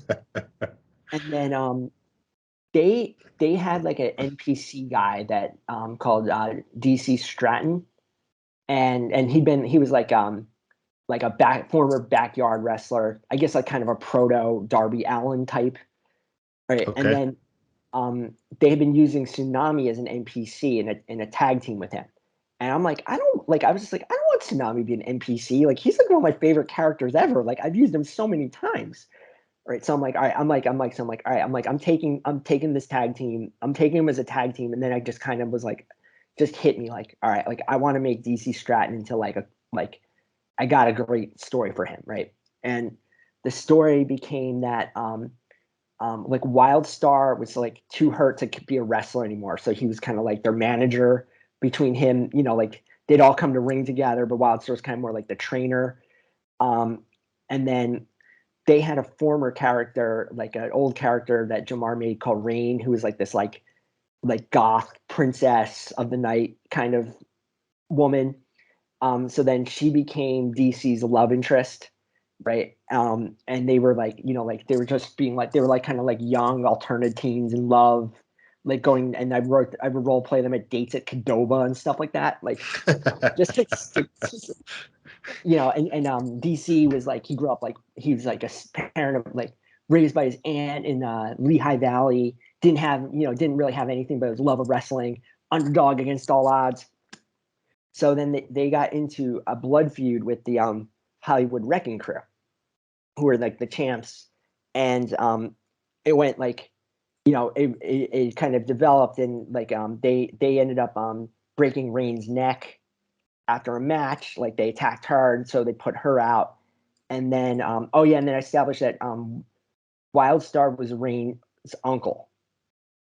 And then Okay. and I already established that like Wildstar was married to Tsunami's sister. So it's like kind of this whole like family lines and things like that. So it was kind of like a family unit, kind of thing. So then DC's like going mad and everything. And then he gets hurt. He got hurt, so he couldn't he got hurt by like the Hollywood Wrecking Crew after a match. Like they attacked him, or they did like the Barry Windham before that match, like broke his hand thing or whatever. Gotcha. Yeah, the whole angle. Yeah. Yeah. So then it's like, so they're like, Tsunami, what are you gonna do? You're gonna have to forfeit. You can't beat us 2-on-1. So Tsunami's like, so Rain comes out like in her wheelchair, and she's like, "There's one person who Tsunami could always call on, Wildstar." So Wildstar comes out with Tyrant, and then they win they win the match, and they become the tag team champions. But DC's like jealous and angry because he, like it was his to have. And then this new valet, Veronica Abrams Rumsfeld, which is my favorite name of a villainess. She started hanging out with the Hollywood Wrecking Crew along those like around then. So then the next match they had was another tag team Iron Man match, and went back and forth, and it was like tied with a minute left. And then throughout the match, like DC was always like always like angry, like holding his head, like I can't believe this, and then just showing his emotional turmoil during parts of the match. But then he'd go to like intervene, and then Veronica would like catch his eye, and he'd be like, kind of thing, like frozen like a deer in head tracks. Well, Rain didn't pay him any attention. And then so then the end of the match comes, there's like a big climactic moment, and like DC, like the ref's out, DC has the chair.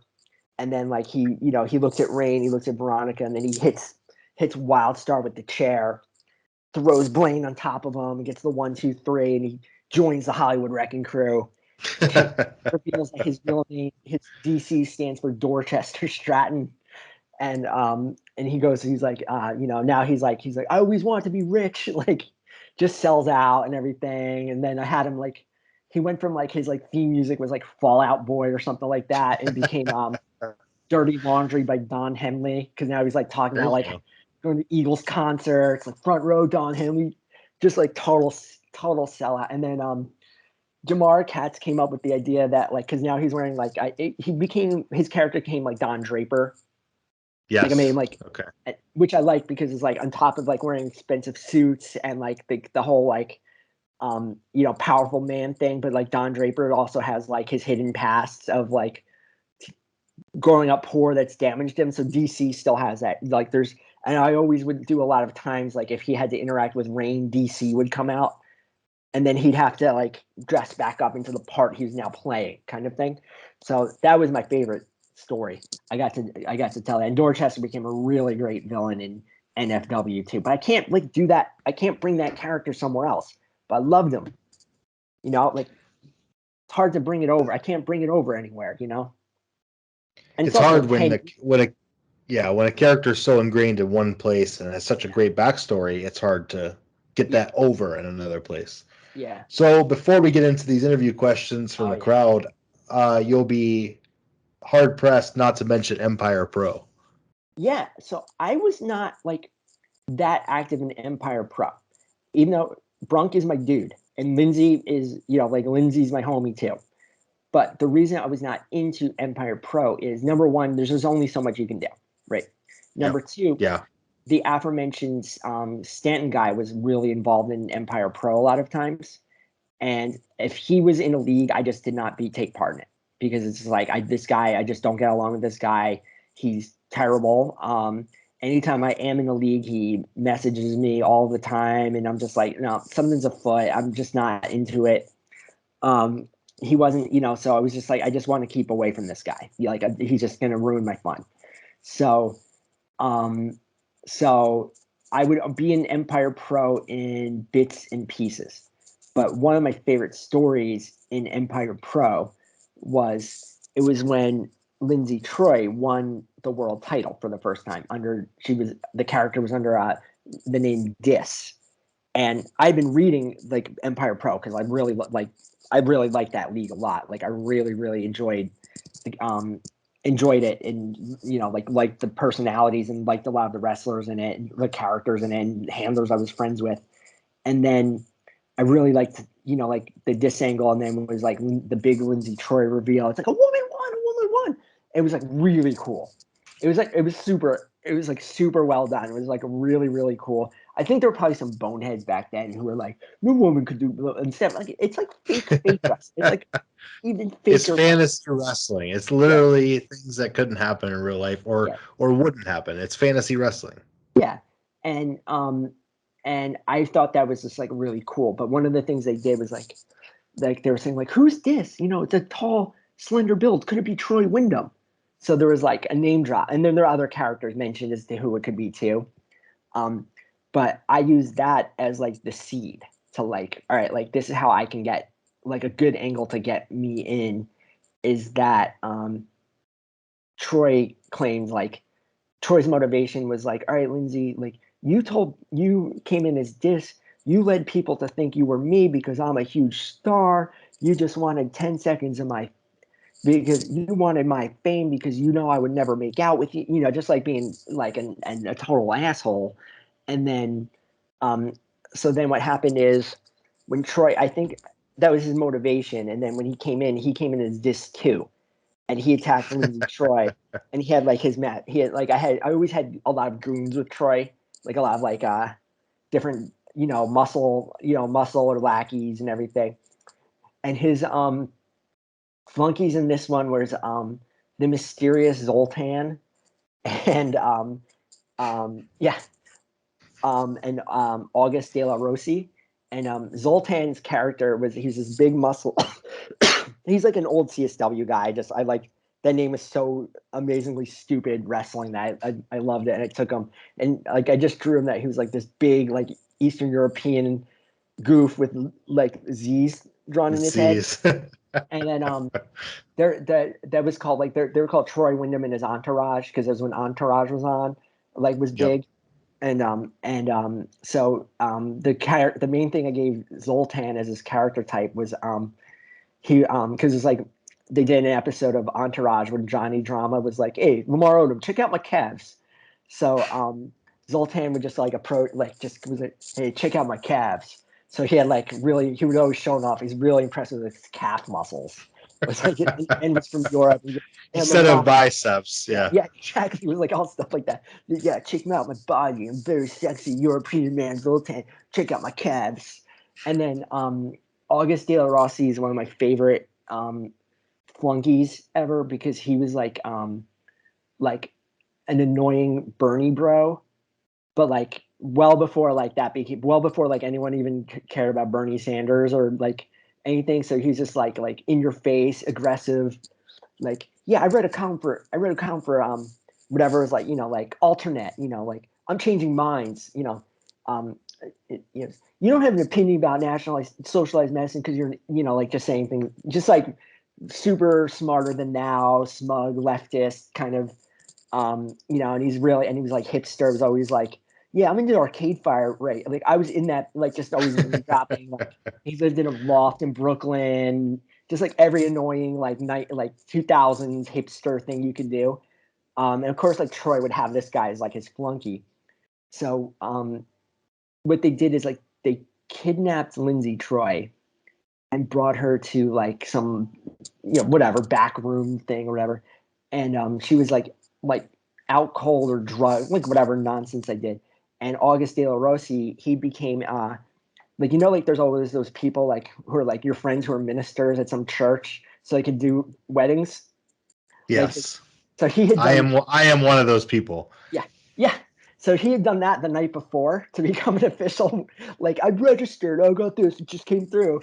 So he was there while Zoltan was the best man, and so Troy Wyndham married Lindsay Troy and started calling her Lindsay Troy Wyndham. And then the angle was going to end it. It was going to be a ladder match, where it was going to be if Troy won, he was going to be the world champion, and Lindsay was going to have to be his wife forever. And then, but if she won, Troy had to leave EPW forever, kind of like one of those things. Because it's like Yes. one of my favorite feuds ever is when Eddie Guerrero and Rey Mysterio Jr. battled for custody Over of Dominic. Yeah. ladder match. The greatest angle ever. This is my favorite thing. So I did something like that. The only problem was that like I got way too busy with work when when I was doing all that, so I couldn't like hold up like really my end of the story. But then I went back and read a lot of what Brunk and Lindsay did, and they were like they nailed it. They did better than I would have.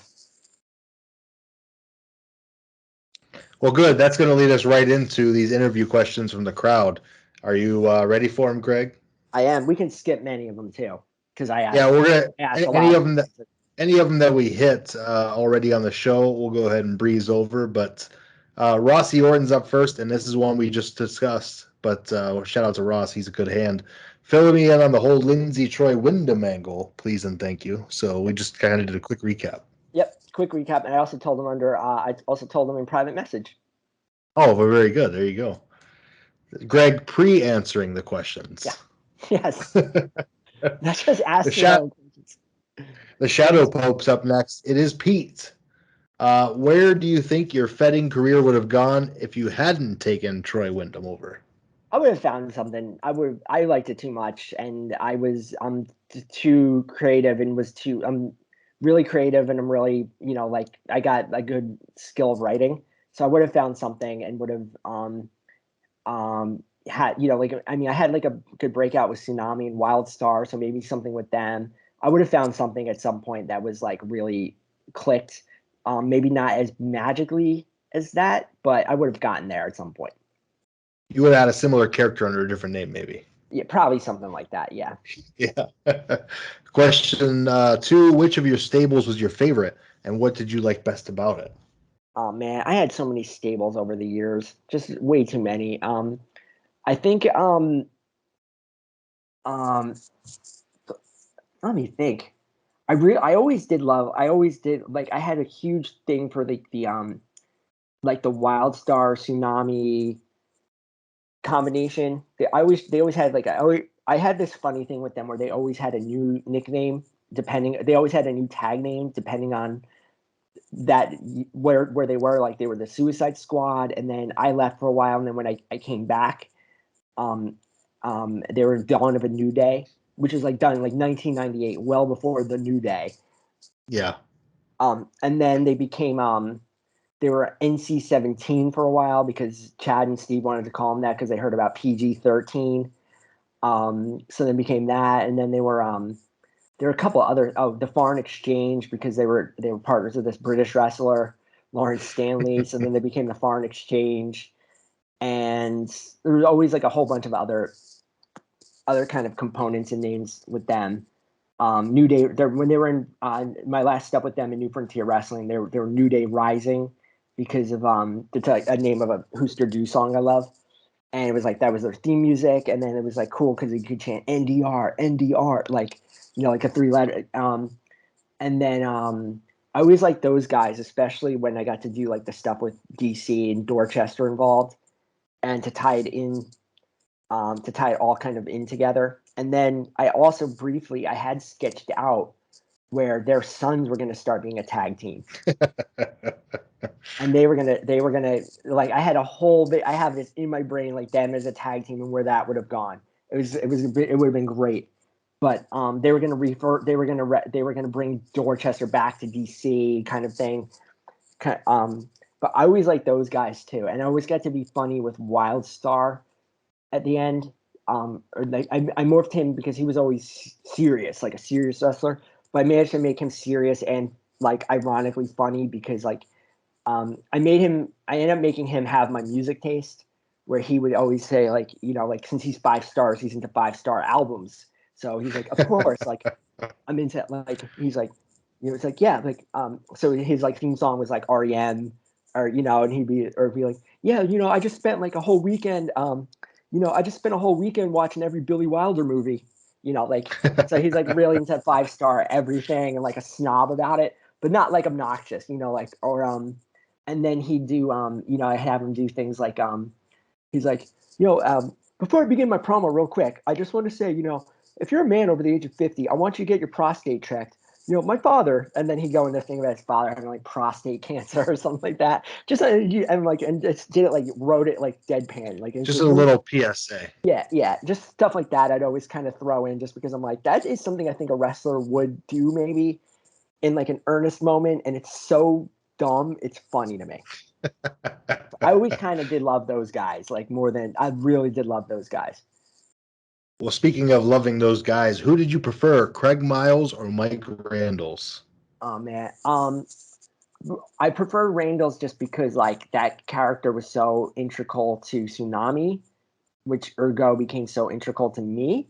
But Craig Miles is like a really awesome character too, because he was like he'd been around for a really long time by Cats. He was like kind of like in a Midnight Express kind of tag team for a while, like when he started, and then like when we were in college, he became Cocky Craig. That was always his name, was Cocky Craig Miles, but he had like a tongue ring, and he was kind of like a beach brat kind of thing.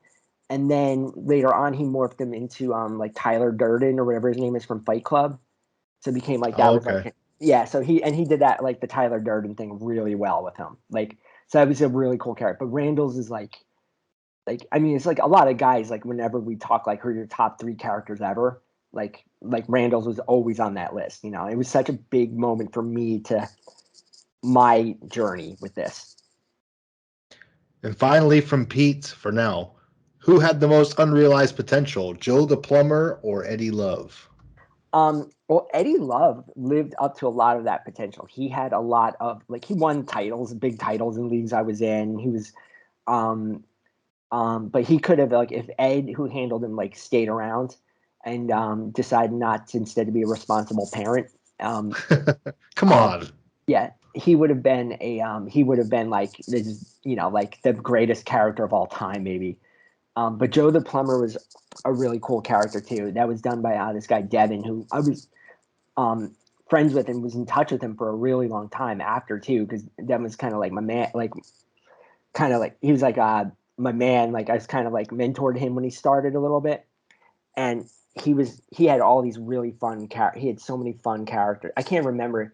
He had another character called Lowell.com, who was like an e-marketing wizard. It was just like and so he had a lot of cool characters. I kind of thought Joe the Plumber was like kind of like his worst character in a lot of ways. Like I wasn't into him as I was into like his other characters, but he was like a really cool. They made like Jamar was like Jamar had this really great gift of he had a vision for your character and he would write that. And if you just followed that vision, right? Like I know it might not be your character 100%, but if you could just kind of adjust to that a little bit, your character would be he knew how to make your character better. Right. And today Jamar, he's like a really accomplished comic book artist.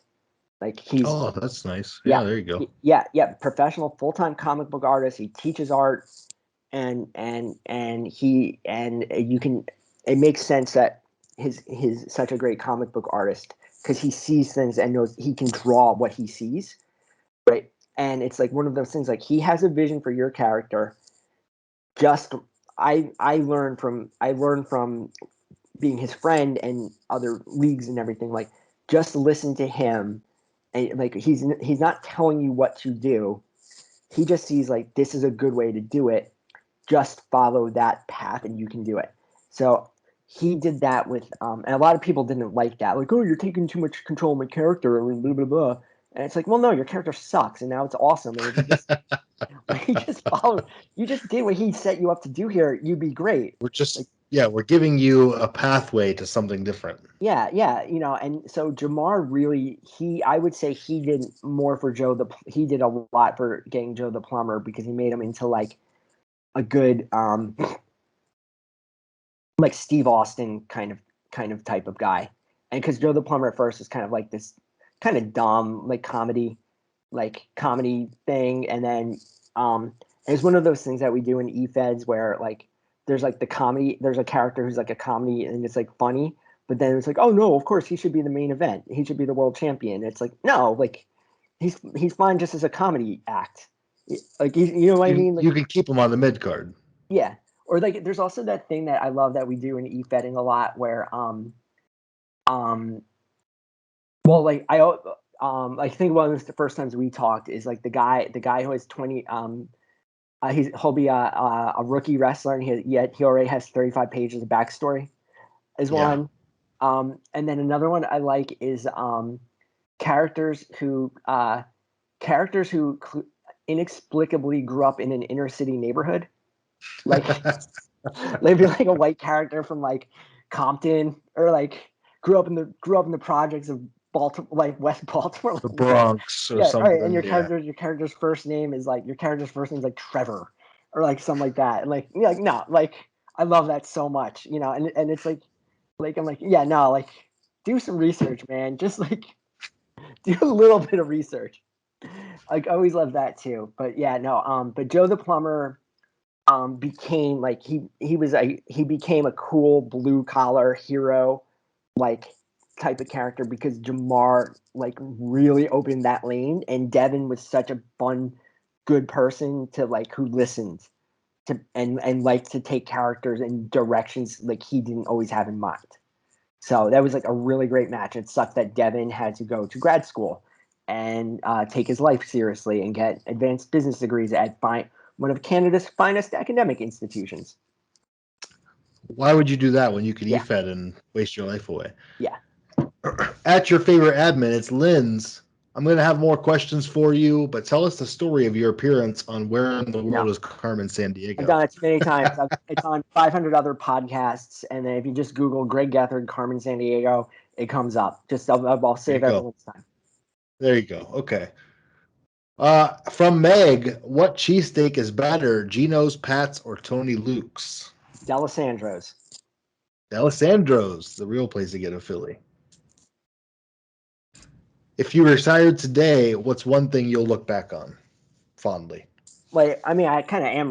I'm like, maybe I'm not retired. Maybe I am. Like, you know, like I'm trying to ease back into it and everything. But just like what, like I said, like in the whole beginning, like what a weird thing what a weirdly great hobby and community this turned out to be, right? Like, just it's crazy. Just like literally being one of the people on the ground floor with it, and then just now being like, I have a kid, and you know, and it's like, yeah, I really like the one, you know, I'm like, that's like such a cool thing I did, you know, like there's other things I did as a kid that like I'd have no interest in doing anymore, you know, as you know, and I'm like, but that like I really did love doing this, and it taught me so much about like myself, you know. It's like, and that's also one of the other things that like, you know, like D&D's like the nerdy kid thing that you always hear reference, and you know, we're of that ilk. And you know, like most of us like weren't good at sports, you know, like or athletes or anything like that, you know, like we're indoor kids.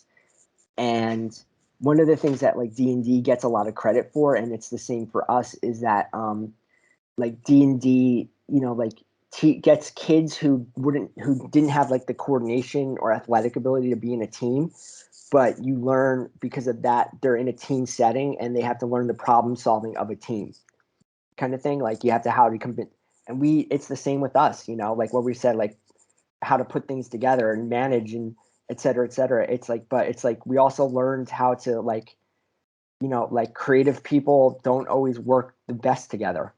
You know, like I know that from comedy and everything, and it's like, well, like I know how to work with other creative people, and you know, you kind of learn how to kind of mold that together that way. And that's what I really liked the most. That's what I really missed the most about it, like after I stopped doing it. And it's just like it's such a great awesome group of it's such a great awesome community, and it's so cool that it's still going. It is, and it's huge still today, and it's incredible to see how it's grown, how it's evolved into 10 different types of e-wrestling. I heard the Twitter stuff is terrifying though.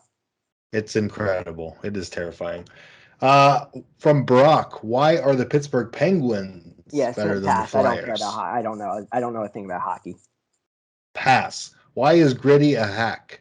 Gritty's the best mascot in sports, and he's like not even a mascot. He's like the face of Philadelphia, and he's like he's just Philadelphia, and that's why he's the best and why he's my avatar. And what is a Gritty? All right, pass. I don't care. Google. Use Google. Why would Iceberg kick? Okay, he's going to keep on with a Gritty. I'm going to keep on passing. Why does Philadelphia smell like piss? That's gross. Because every major city does. Why are Pittsburgh sandwiches better than Philadelphia sandwiches? I like the Pittsburgh. I like that sandwich too, but the what's it called? There's the one thing, the famous place. Yeah, Primanti. I like Primanti's just as much as anyone else. It's a good sandwich, but we have some really good sandwiches. It's a tie. Pittsburgh's an awesome city. I love. There's a reason why they sell Philly cheesesteaks countrywide. Yeah. That's all I'm saying. Yeah. Why is Wawa a second-rate Sheetz? All right, no, it's not. Pass. I'm not getting into that. He's trying to incite a riot. Finally, can you recite the entirety of SARS the Clown rap to the audience? I don't even know what that is. I don't know what that is to start with, let alone to recite it. Sorry, Brock. Moving on to MDG, it's Warren from Modern Day Gladiators. Which is harder, waiting for a CSWA show to go up or waiting to get paid for stand-up? Oh, CSWA show, because it's like I never expect to get paid for comedy. I mean, I have been paid. Like, I mean, I have been like I've been on TV, like my brother's TV show and things like that, and I have been paid, and I got booked overnight once and put up in a hotel, which I was like, what? Like, excuse me, I can go home. It's not that far. But then I was like, no, I'll keep this. Like, am I ever going to get booked in a hotel room again and, see my name in like a marquee kind of thing, So, yeah, but, yeah, like it's one of those things, but yeah, no, I've never been paid. It's very hard to wait for CSWA. Yeah, very, very hard. Why have you not brought the financial guru to the EFed world? Erwin R. Shyster holds nothing on you. I probably should, but I came up with it when I came up with it like after I stopped, doing it, so that's when I came up with it and everything. But all it is just, it's the same kind of shtick. It's just like a wrestling character. It's a gimmick. Yeah, exactly. And it's one of the things like it's like it's one of the things too that I think I do really well in my comedy is that I kind of like know how to write visually, right? And then here's another thing I do that I think a lot of EFedders will approve of. Will be like, yeah, no, like that's what we all do. Is when I started, because I've been doing comedy before that and a lot of other characters, but like Financial Gurus like really clicks the most. And what I did is that instead of writing it first and then performing it, what I started doing is I would go to open mics and I would just have like a couple things, like a couple lines or like a premise, and would just kind of just say that and just riff on that for a few minutes. And then like I recorded it and then I would come and like kind of hone it and take a couple months to like hone it until like something kind of more solid. It's like the same. How many times have we all brainstormed something and started to write it or like thought it out in the car or something like that, and then you did a final voice version a little later on. It turns into something completely different. Yeah. Yeah, exactly. Or when you're writing something with this, and then you go, like you all of a sudden like I didn't think of that, and then it just goes, you get a whole other kind of new angle from it, a new approach to what you're doing, kind of thing. Absolutely. And finally, from Warren, what's your main goals for your Defiance run this time? I just want to have fun. Like, I just want to have fun and have some cool stories and do some entertaining kind of stuff and everything. Like that's it. Nothing more than that. Right. And over in Defiance, you're writing angles. Wait, what'd you say? I said over in Defiance, you're writing angles. Yes. So you're telling stories. There's no competition involved.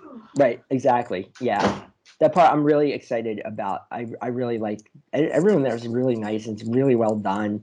It's like pretty there's not really like in the cards there's not a lot of fat.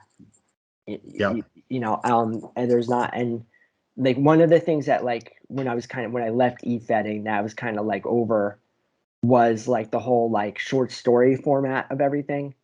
Which like I know Yes. I mentioned with and I'm like I can't read this. I just this is terrible. Like I'm not saying like 10,000 words of what's happening in your real life, your divorce, your everything. yeah It's ridiculous. yeah exactly. And it's like if you want to tell all that, you can still tell it, but like you just got to learn. You just got to know how to write it in a script, and you can just write it like you could just write it like just say like he looks into the camera and flinches, just like looks off camera and says like, "Screw you, Cindy, we're done."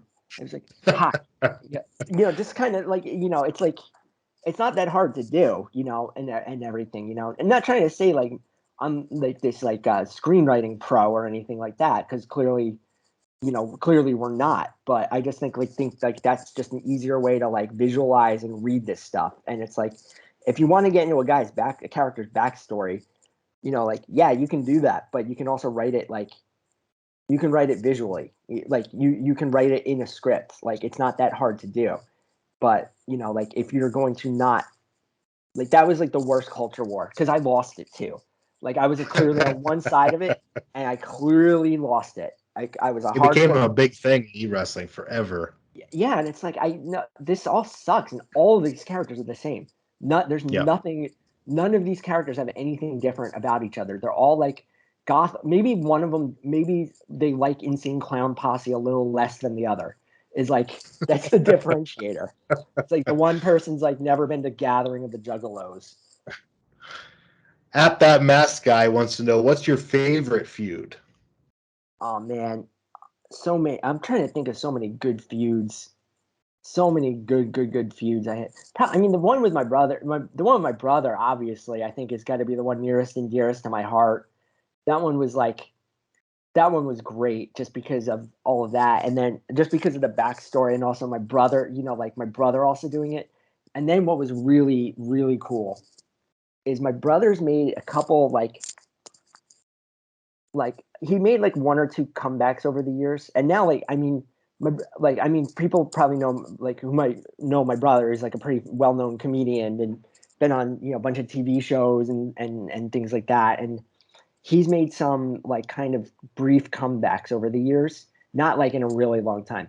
But the last time he got really involved with it was I mentioned it was like when like Eli and Troy were at like their peak feud, and there was this is the best match I ever wrote was a 60-minute Iron Man tag match between Troy and Eddie Love versus Eli Flair and Hornet, and so it was just like back and forth. Like I love Iron Man matches so much, and for some reason a tag Iron Man match I don't think it's ever happened in wrestling, but I love that because so much you can do with that. I just love that. It just clicks with me for some reason.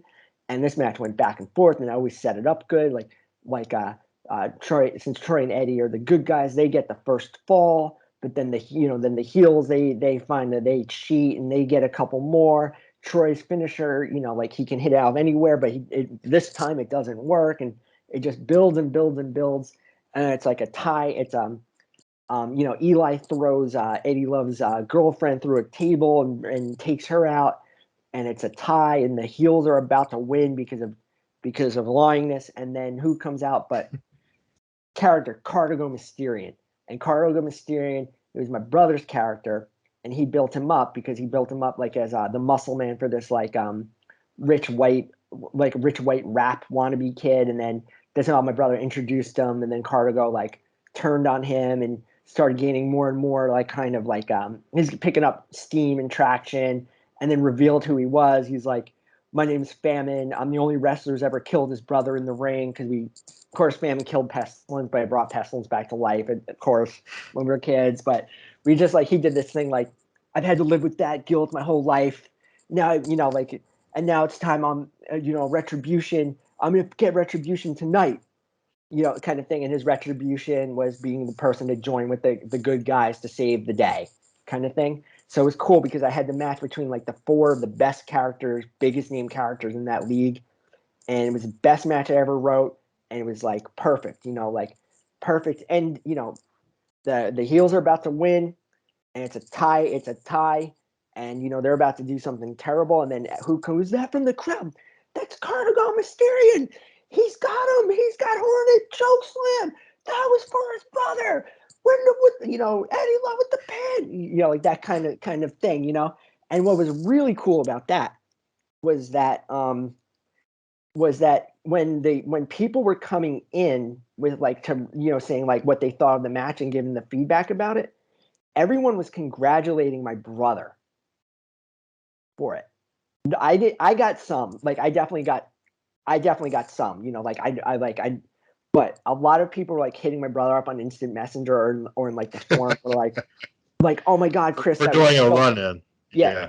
But I'm like, I took that as a compliment to me because I had wrote such a good match that intertwined with that character that was an unconnected storyline until that moment and built it into this like really triumphant moment for a character who was not involved in the beginning of that match. So I took that as like one of the biggest, I took that as a compliment to me. Like I wasn't mad that anyone thanked my brother. I'm really glad that like this worked for this character in this moment. If enough people are reaching out about a storyline that they weren't involved in, that's an exciting thing, period. That someone else is reading it and excited and responding to it. Right. Exactly. How many times have you put in like in EFed like, oh no, yeah, I really liked that. You didn't read like a word of it.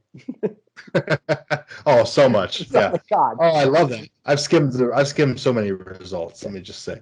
From Rick Ridiculous over in Defiance. You call yourself a comedian.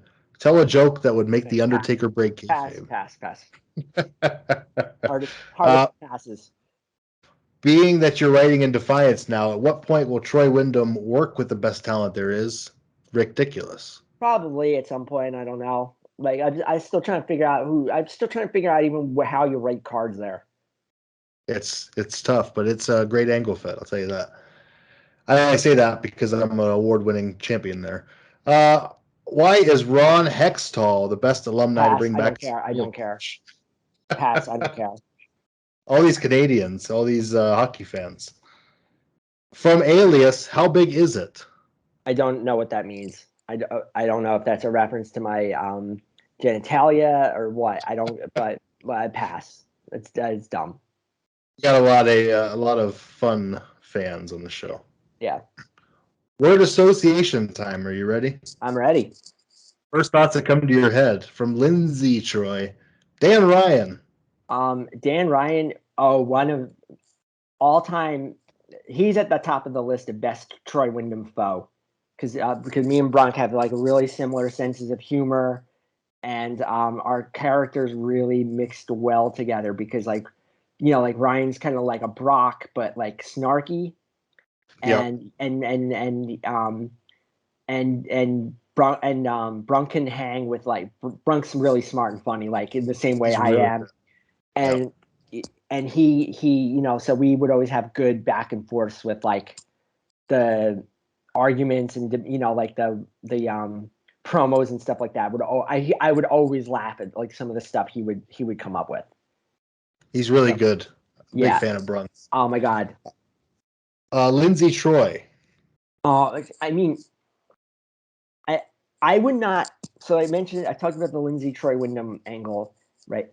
I would not have done that story unless it was with a really, really great character and handler. Like because that's I would not have done that with somebody who's not one of the best because it's not a league I'm in.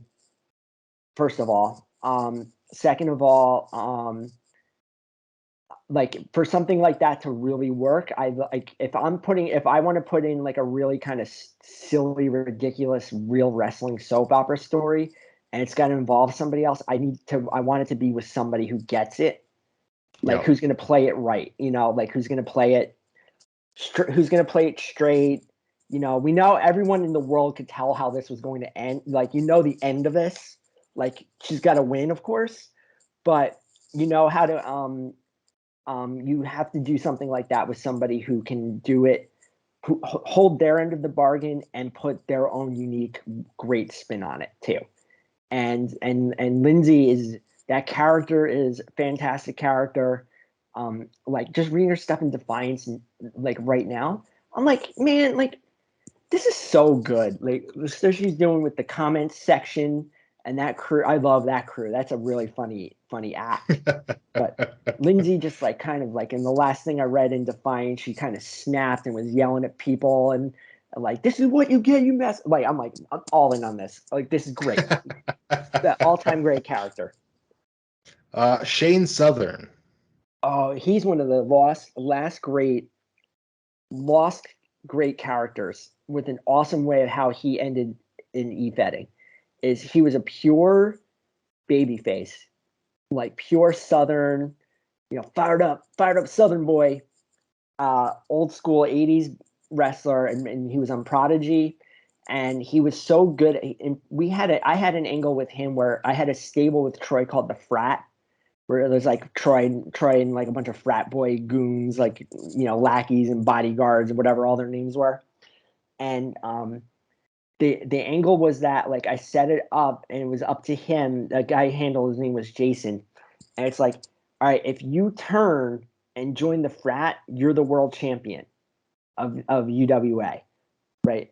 But if you like, and it was like I didn't care one way or the other how it went, but I was like, like I got along really well with that guy. It was a cool story. I forget the story, but that was like, we were trying to woo him in or whatever. But then he decided like, nope, I'm going to stick to the character. I'm going to stick to the core of the character and be a face with him. So he didn't win the title, but he kept the character. But then I think like in New Frontier Wrestling, when he was around there, they did this thing where it was like seasons. And it was like it was like a league, whereas like like NFL style, where it like ended in a Super Bowl kind of thing, which was my idea actually, and I gave that to them. I think they do that in Japan. Like I don't know I know like they do like those tag league things. They do a Grand Prix or a G1 or whatever. Yeah. So they were doing, they came up with like their version of that, and then I think it was at the end of that where it was Shane Southern versus Joe the Plumber, maybe. I can't remember, but Shane Southern, he lost the match and he turned heel after the match. He lost the match and then he acted like a sore loser and attacked the winner. And he was never seen or heard from again. Wow. Yeah, I think I don't know why he left. I don't think that was intentional, but never seen or heard from again after that. What about Joey Melton? So that was like Steve's like that was like one of the first 3 CSWA guys, and he was like their big, like he was like the bad guy, the like a Ric Flair type. And then once we were like in F wrestling, and especially in New Frontier, Steve. So CS stands for Chad and Steve, right? So Chad is kind of like the organizer. Like it's like his league pretty much. And like if Steve hears this, he'll get mad at me for saying that. But Chad's the guy who kept it together and kept everything going. And he also handled Hornet. Okay. So Chad's the guy who like runs FWrestling.com. Like he's like the guy, like that guy, right? He's like, I'm the guy who puts it together. Steve is, I haven't talked to that guy in so long. I gotta talk to him. He's one of the funniest, like sweetest, funniest people like I've ever. Like we really awesome guy, and he's such a sweet. And with Joey Melton came in, he made him like a fading veteran. Like he was like he thought he still had it, but he didn't. And he was like trying to his manager was Calvin Carlton, who was like our Jim Cornette, and we had New Frontier was Calvin Carlton. So he was like a Carlton Banks from Fresh Prince of Bel Air, but later became Jim Cornette. Yeah. So then when we did the seasons, when we did that draft with the seasons, Joey Melton was in there, and Calvin Carlton drafted Joey Melton because he was like, that's my boyhood hero. It was like how I came up with I came up with that. Like, that's my boyhood hero. So, but then Eddie Love showed up, and Eddie Love like slowly wooed Wooed him over Calvin. as a fan. He wooed over Calvin Carlton again to turn him against Joey, but he's pretending to be Joey Melton's best friend. And they did a really good job because Joey Melton was like oblivious to it. But then Joey Melton was so funny. He became vegan, and he dressed like a Latter-day Bono. Like, he had like the Bono aviator glasses. So he's just like really like, and he was always trying to be like a little bit like, he did a really good job of like writing him like a little bit like he's like thinks he's a little bit cooler than he actually is. He's still like not like, it's not like overly, it's not like he's like a dork. But he's a guy that wants to be cool.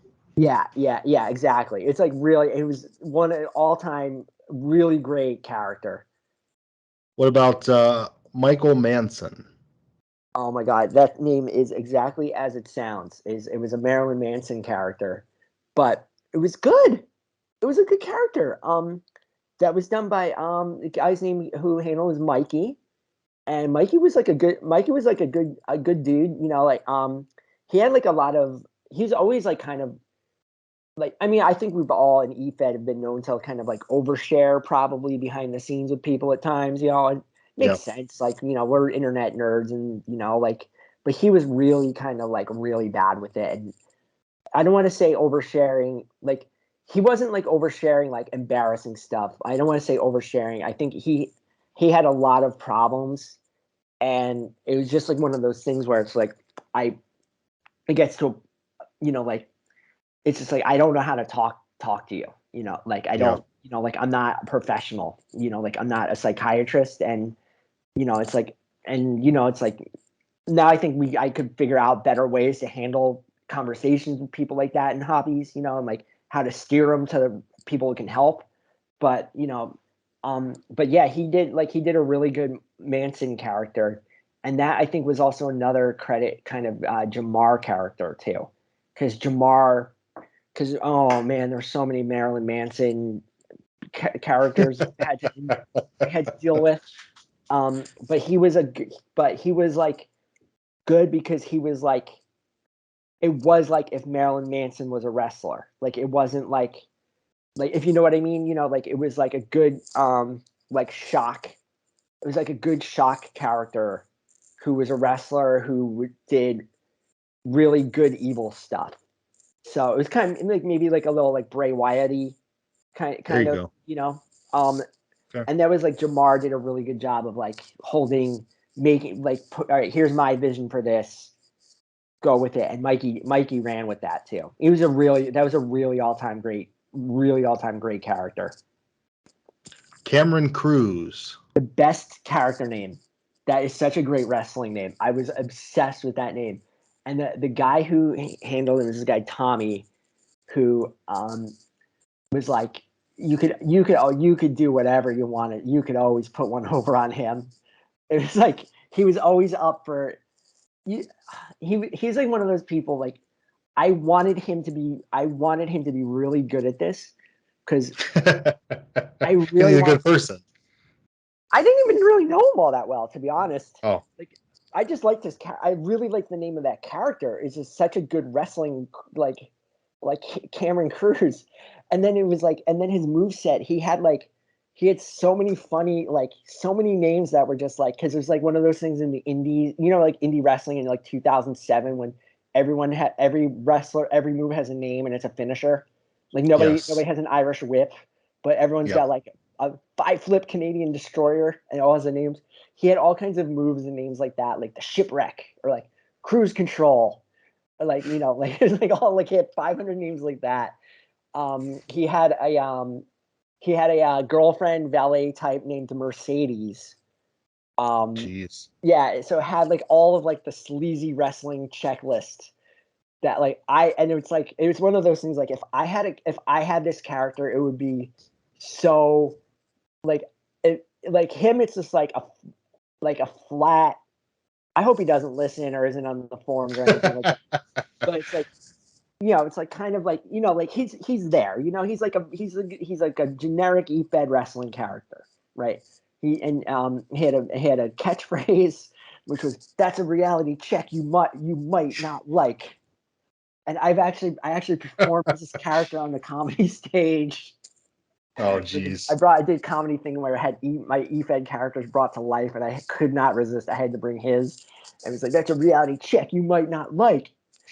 Well, very good, Greg. I appreciate your time. Thank you so much for doing the EFed podcast this week. Before I let you go, is there anything else you want to plug, promote, put over, or Yeah, no, I just want to otherwise? say that my e-fetting might be put on the side because of my e-politics career of Yes, the political politics. simulators, political simulations, an even weirder world than the one we created for ourselves. It's not like it's literally the same thing. It's literally like as opposed to a Fed, you're like I'm for most of the ones I've been in, I'm in British ones where I have to pretend to be a member of Parliament. But it is it is so weird. Like this world is it's kind of the worst. It's kind of some of the people in it I met are really great, like really funny, like some wrestling fans, like some people like who but some of these people like they actually take this seriously. And like Imagine that.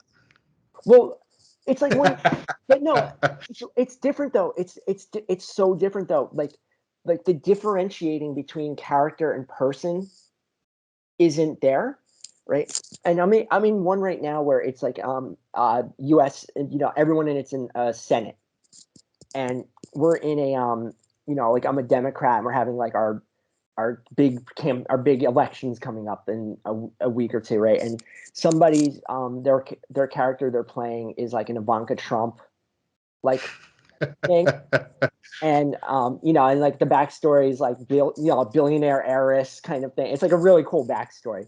So I am, and it's like kind of like we all have like our own like little server we talk in, and I was like, I wanted to say, I was like, do you guys think they think this is a good comment to say to her is um Miss Ross, it's funny you should think that way, considering you've never been on the receiving end of a phone call that included the phrase "I'd like to speak to a manager."